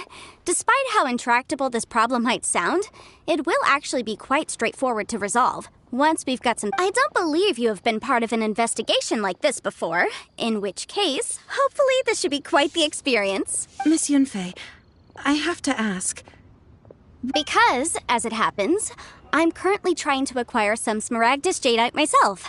I noticed strong traces of geoenergy around Mr. Crossel, so perhaps he has, in fact, secured some. Whether he actually made it into an item of jewelry or not is a separate matter, but either way, it's a lead. Also, the idea of someone abusing the law to their advantage, I won't stand for it. But again, let's not dwell on this. Let's go to... where can we find someone who I've got it! Let's pay a visit to Chateau, the boss of the Jade Mystery. If Mr. Crossel had his ore worked on at all, Chateau would undoubtedly have been his first choice. Listen, let me tell you how it is. Take it easy. Why, hello there, honored customers. Welcome to... Oh, it's you, Miss Yanfei. Is something the matter? Surely not more spurious claims that my jade betting is rigged and no one can ever win? Oh, I swear on all that is sacred. No, nothing of the sort. Has a Snezhnine merchant named Crossel enlisted your ore processing services recently by any chance? A Snezhnine merchant named Crossel, you say? I do remember that. He brought me a piece of ore, claiming that it was Smaragdus Jadeite. That was the first time I'd ever encountered it, so I had no way of telling if it was really Smaragdus Jadeite or not. He was quite generous with his money, too, so I didn't give it too much thought. I processed the ore as per his request. Do you have any leftover debris from your work on it? Why, yes. It was my first time encountering this ore, after all, so I kept a few loose shavings to... Thank you, sir. We'll take a look at...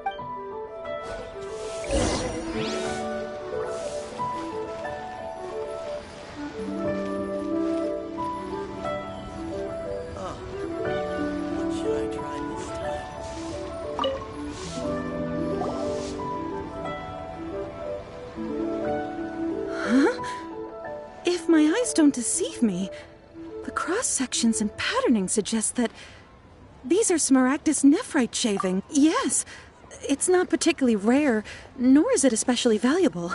It's used to make jewelry all the time. I've heard it said that Smaragdus nephrite is in fact the outer layer of Smaragdus jadeite, though no one's ever proven it. A thin layer of separation, huh? If you must see for yourself, try examining these shavings for traces of elemental energy. Smaragdus nephrite is an entirely ordinary ore, containing no elemental energy. Is that so? Well, so did you find anything? So they really are different. But wait, how come Jichao was able to tell what it was just by looking at the shards? That's pretty awesome. There's nothing special to it. It just so happens that I've come across... These two stones actually look very similar. Someone without a deep understanding of them would find it very difficult to tell them apart. There may be only a subtle difference for the casual viewer, but that translates to an astronomical difference in terms of the market price, and, I'm sure, a significant difference in the cost of having them carved into shape. All right, let's focus up. We're going off on... But never mind, Shirto. Why would Mr. Unusual actions have unusual reasons behind them. Let's take some of these shavings back to Chateau.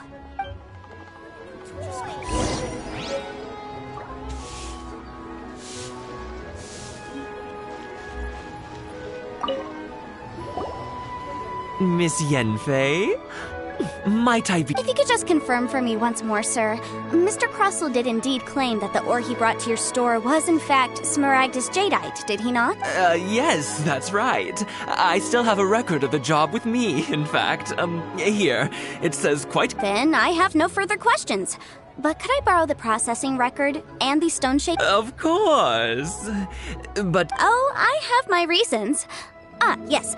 This document shall serve as signed proof that these stone shavings originated— Yes, I see. I wouldn't say there's been an incident, just a minor issue. Thank you, sir. With this hard evidence to back us up, Crossell will— On the contrary, this is far from sufficient to build a case. We need to find— If you want to make jewelry, you need a professional jewelsmith. Let me think. Jewelry. Aha! Got it! Well, that was quick. Because lots of people come to me. As you know, Liyue Harbor, but the amendments made by the Tianquan to our laws are unnecessarily complicated. As such, legal advisors like myself— So you help them make sense of— Yes, well, that's no obstacle, because I've memorized— You sound surprised.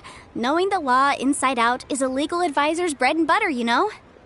Oh, this has nothing to do with being an adeptus. I just like reading. Again, with that casual tone.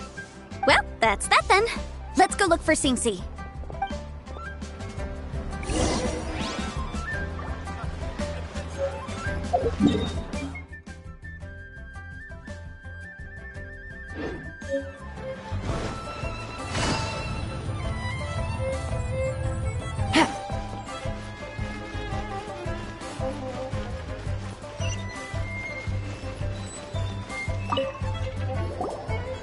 Oh, Miss Yenfei, it's you.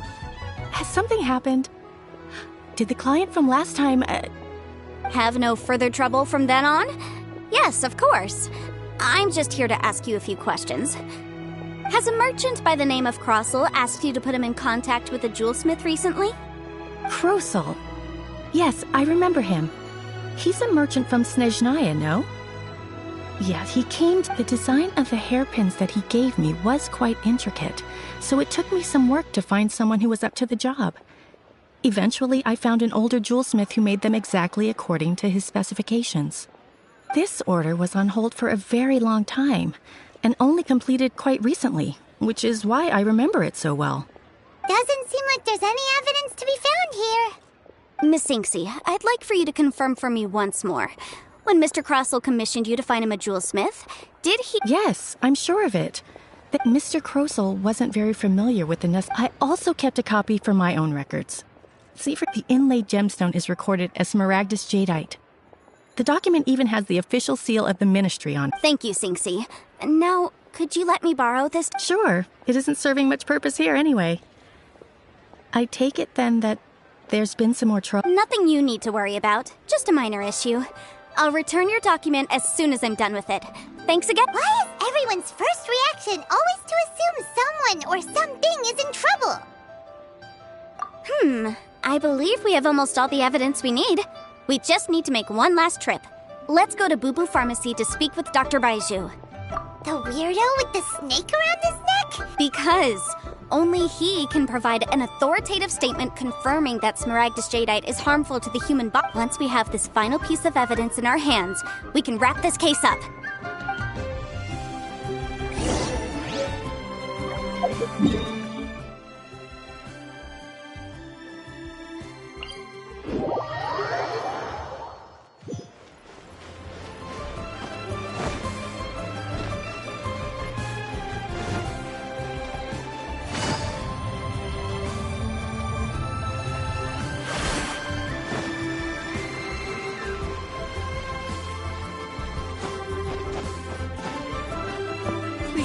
Show me your prescription.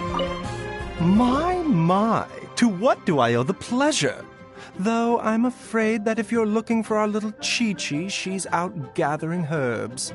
And if it isn't Miss Yenfei as well, now that's an even rarer honor. What business brings you here, might I inquire? Some charlatans peddling ineffectual medicines again, no doubt? No.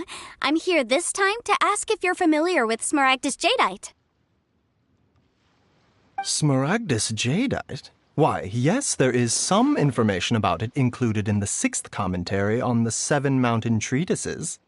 The 7 Mountain Treatises states that this substance springs forth from stone marrow within the mountains, and will bring disaster to any mere mortals who touch it. It is abundant in elemental energy, so if someone without a vision is in contact with it for a prolonged period, best case scenario, they fall ill. Worst case scenario, they'll suffer great changes in personality, and their illness will only ever get worse. Anyway, I'm sure you didn't come all this way just to chit-chat. Knowing you, Yanfei, and given the specific nature of your question, I suppose that you're about to ask me to write an official affidavit attesting to the pharmaceutical peculiarities of Smaragdus jadeite? That is indeed the case. If you would be so kind, Dr. Baiju. No trouble at all. It's just a single document. Won't take me a moment. I would mention, though, that you are not the only one who's developed a curiosity for Smaragdus jadeite recently. A Snezhnayan merchant came to ask me about it not long ago. But after I gave him my reply, his expression shifted to one of remarkable disappointment. I wonder, Miss Yanfei, if your pressing business might be related to this Snezhnayan merchant? Ah, you needn't concern yourself about that, Dr. Baiju. Thank you for penning us that document. I'll make sure to compensate you in due course. You're too kind. Take care now.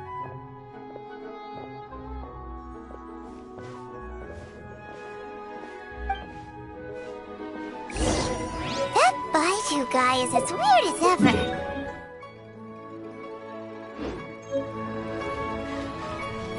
Is it just Paimon, or does it feel like he was fishing for something back there? Dr. Baiju's always been like that. Well, we have the evidence we need. Let's go find Mr. Crossell.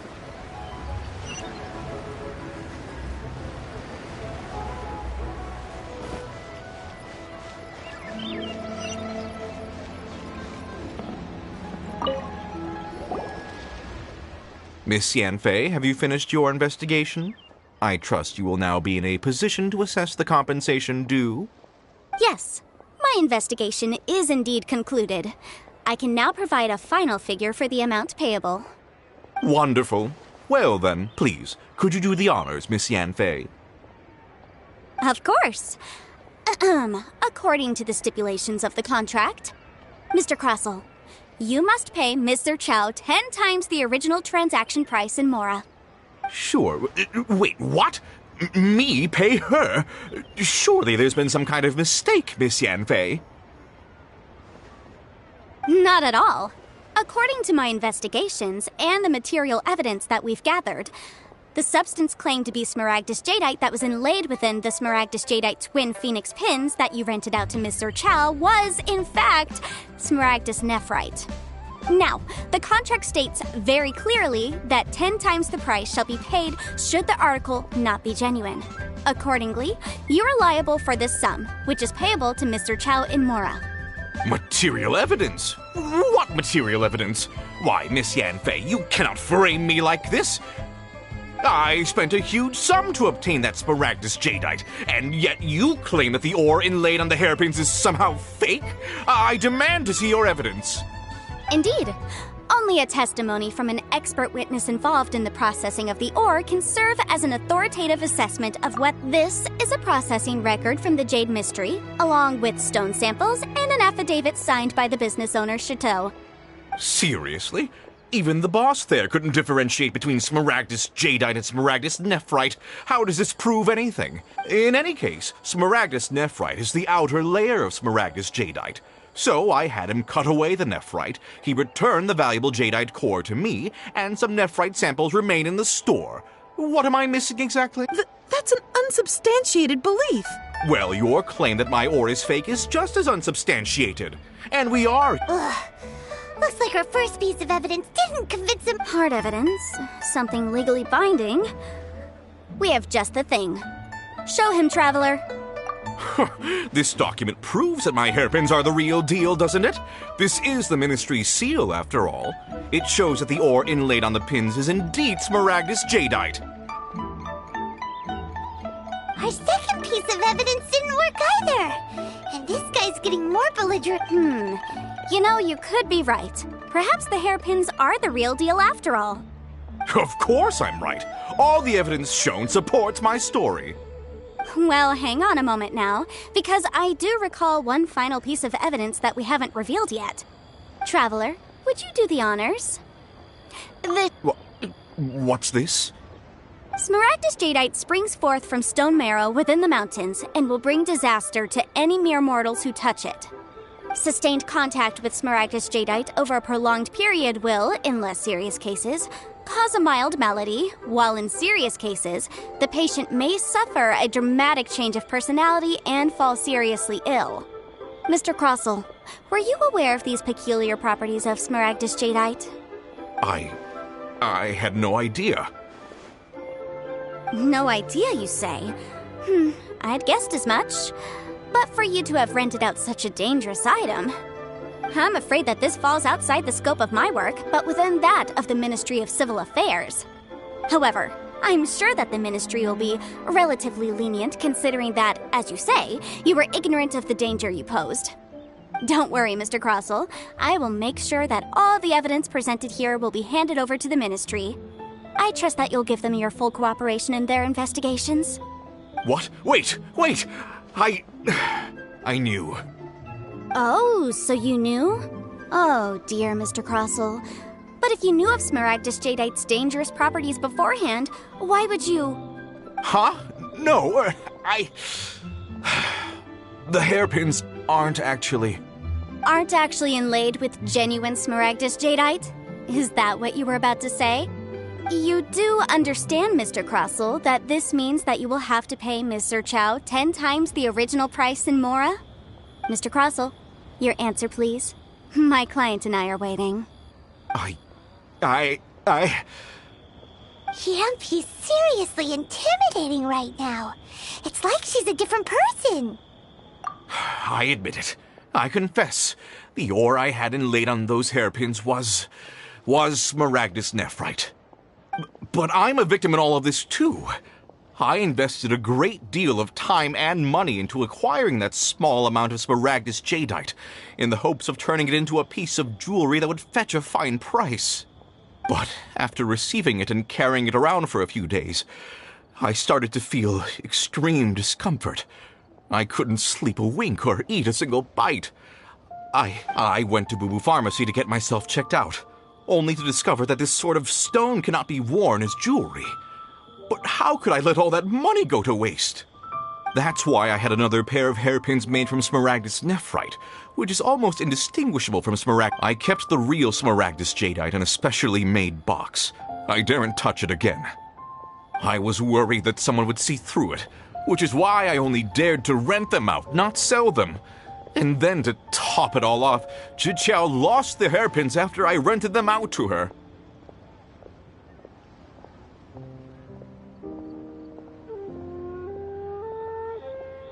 Exactly! If they weren't the real deal, why'd you make her pay so much? I didn't want to either, but when I purchased that Smaragdus jadeite, some of my business partners found out. I knew they'd be watching closely to see how much I could make off it. If word got out that I sold a pair of fake hairpins, then my days in this line of business would be over. All right, let's cut the appeals phase right there. I failed to see what bearing any of this has on your transaction with my client. According to the contract, you must pay Mr. Chow 10 times the original price in Mora, and that is final. 10 times? Crossell looks like he could faint any second.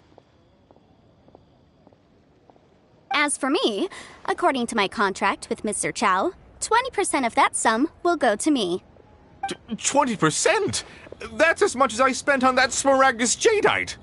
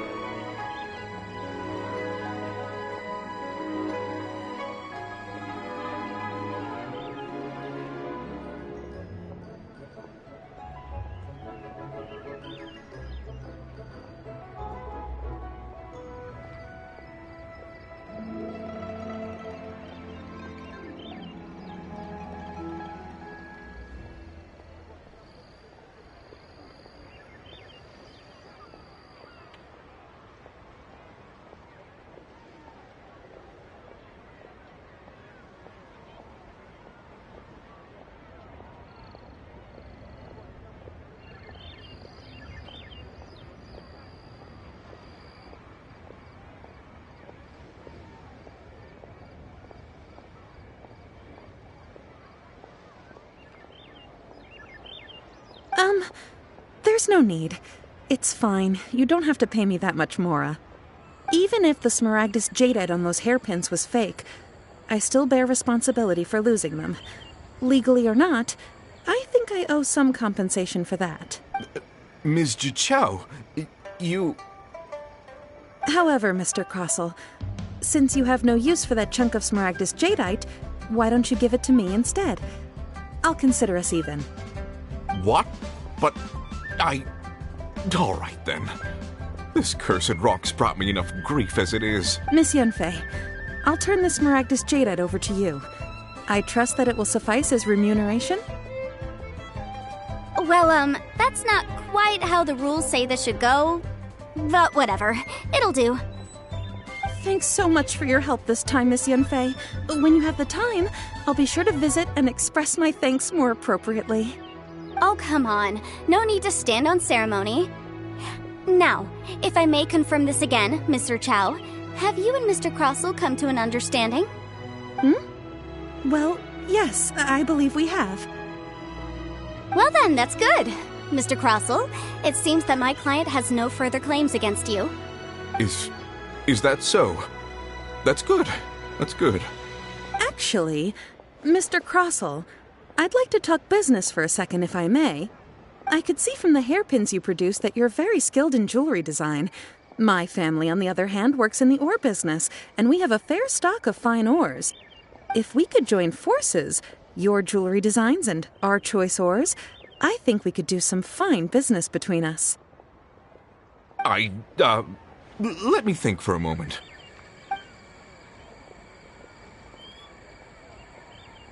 Well, that's that. And we've got the Smaragdus jadeite that Granny wants too. All's well that ends well, eh? Exactly. Usually when someone tells us they've lost something, we end up searching all over the place for it. But this time, even though the solution didn't involve actually... The right solution depends on your perspective on the problem. The objective of my client, Mr. Chow, was to reduce an Adeptus.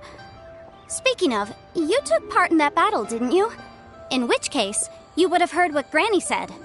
Liyue Harbor is now a city ruled by humans. The title of Adeptus means precious little to me compared to my job as a legal advisor. In any case, don't you think that the Liyue Harbor of today needs legal consultancy far more than it needs adeptal powers? Paimon can think of someone who would definitely disagree with your reasoning.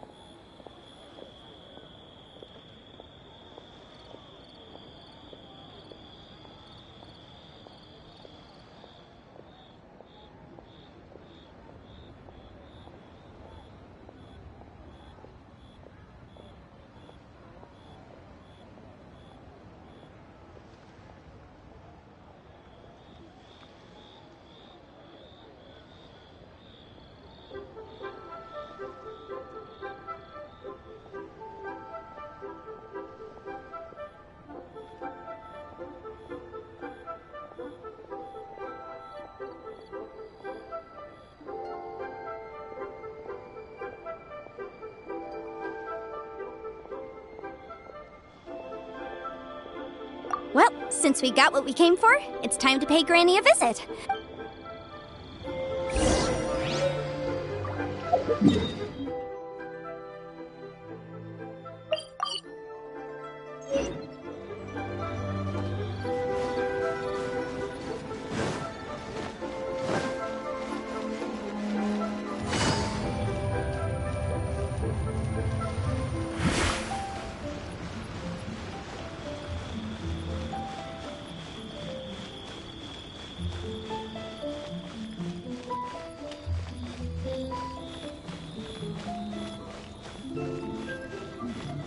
This is a peaceful neighborhood.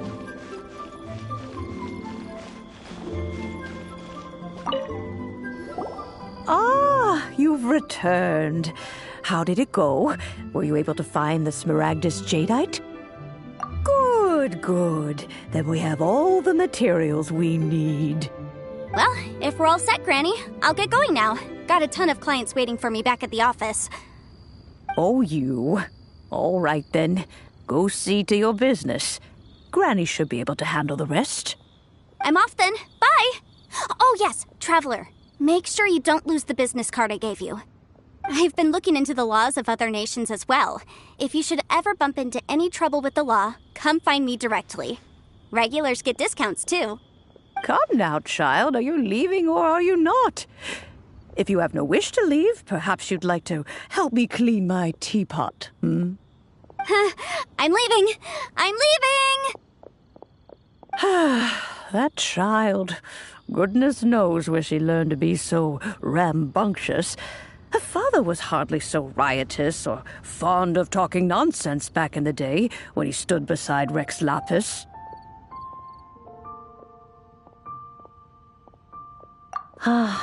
Indeed she is. Liyue has changed, and the Adepti must also learn to change.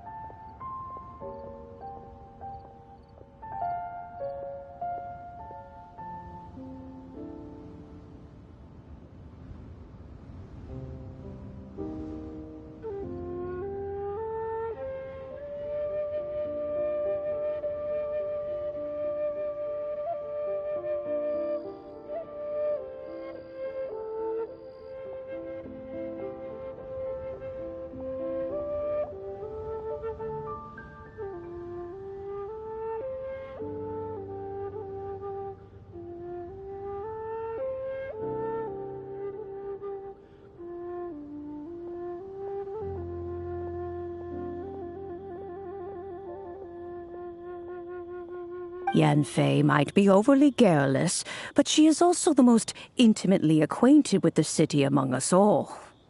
Liyue is not the same place I once knew. All right, then. Let us speak of this no more. Back on topic. I believe that I still owe you a little gift. Oh, Paimon's so excited! How is it made? It is but a single teapot. It shan't take long at all. Just wait here for a moment.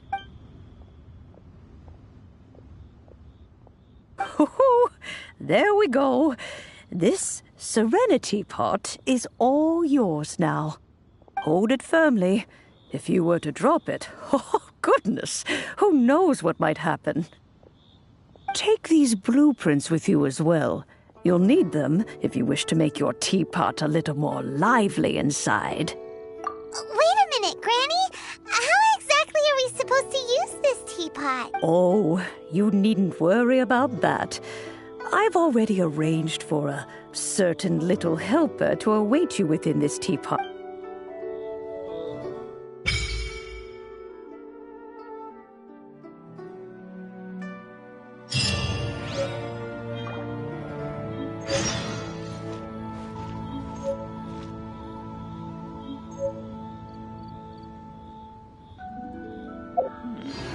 This is a peaceful neighborhood.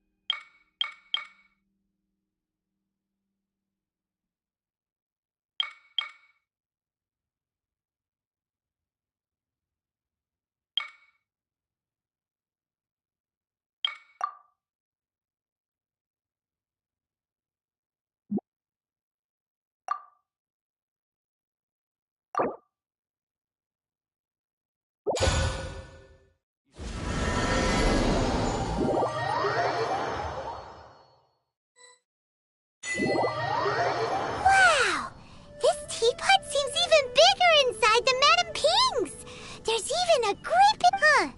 But there's just a whole load of nothing around it.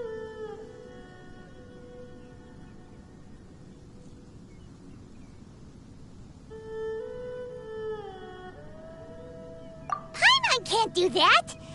Well, you're the one with the sword anyway, you do it! Still, why is it so oh, wait a second.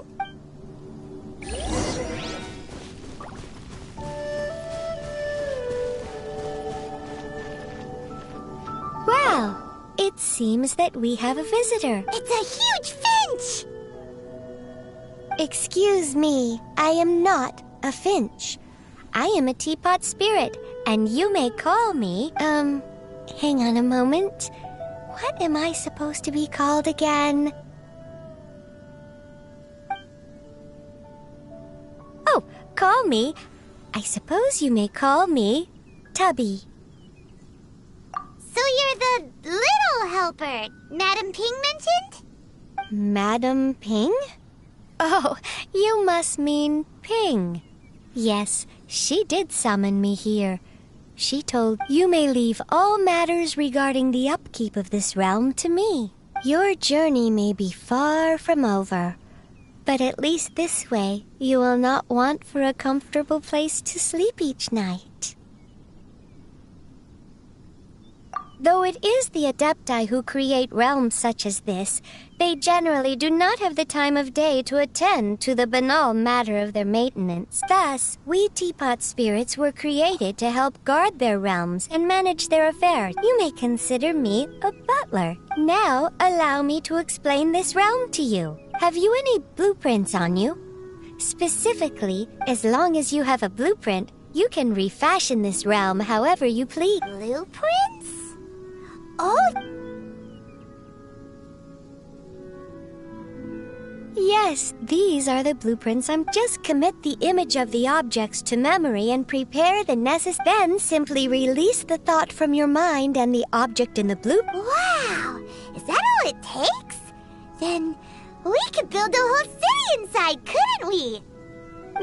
I doubt it. A golden-eyed adeptus explained this to me at some point in the past. He said that even though subspace creation is a product of adeptal power, this world is not a true one after all. It provides merely a moment of brief respite from the mortal realm, not a means of escaping it entirely. A golden-eyed adeptus? Paimon wonders who could that be? I hardly remember myself. What's more, I have never seen that adeptus again since. Well, let's not dwell on that. Have a look around. Best you get accustomed to this. If there's anything you would like to ask, just look for me.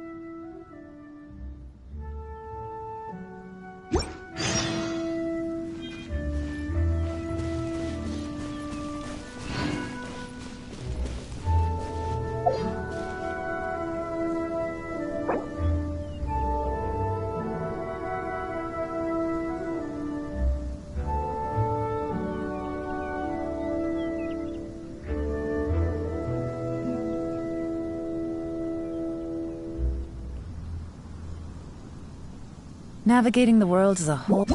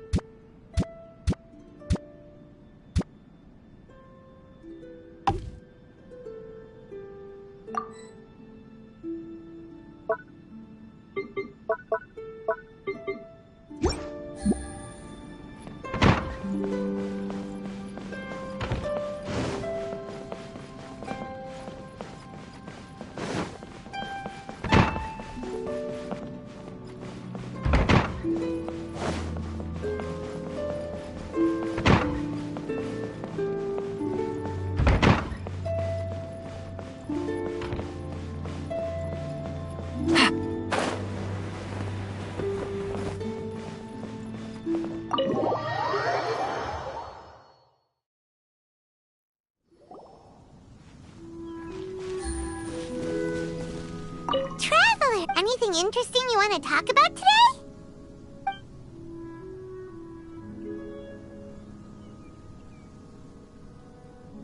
Morning! Are you going out? Oh, Paimon's...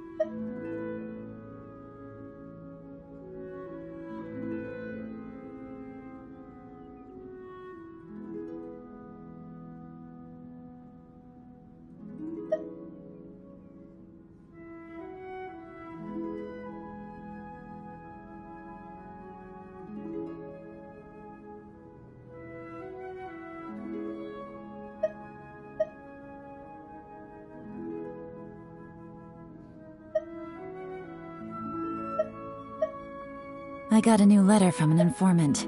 Looks like the situation has changed again.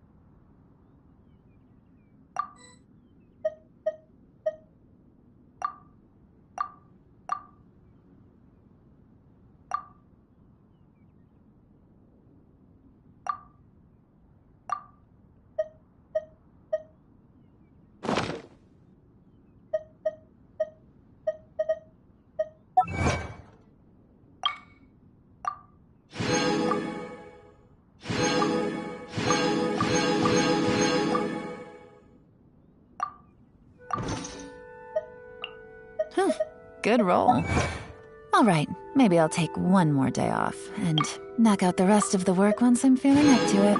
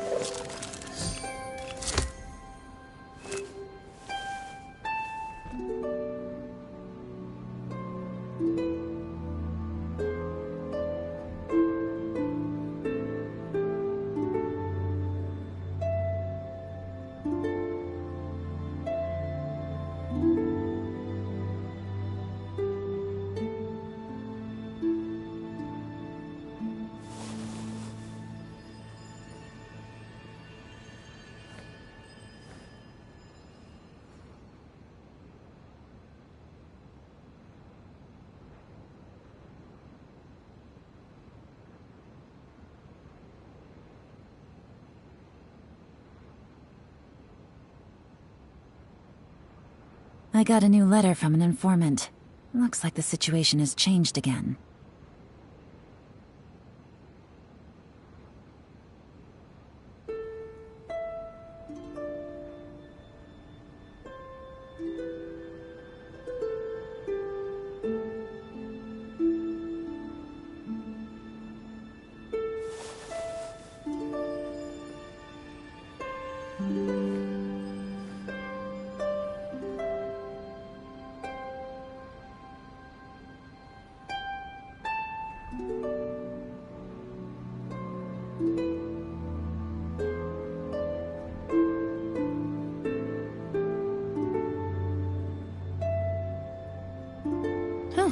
Good roll. Alright, maybe I'll take one more day off, and knock out the rest of the work once I'm feeling up to it.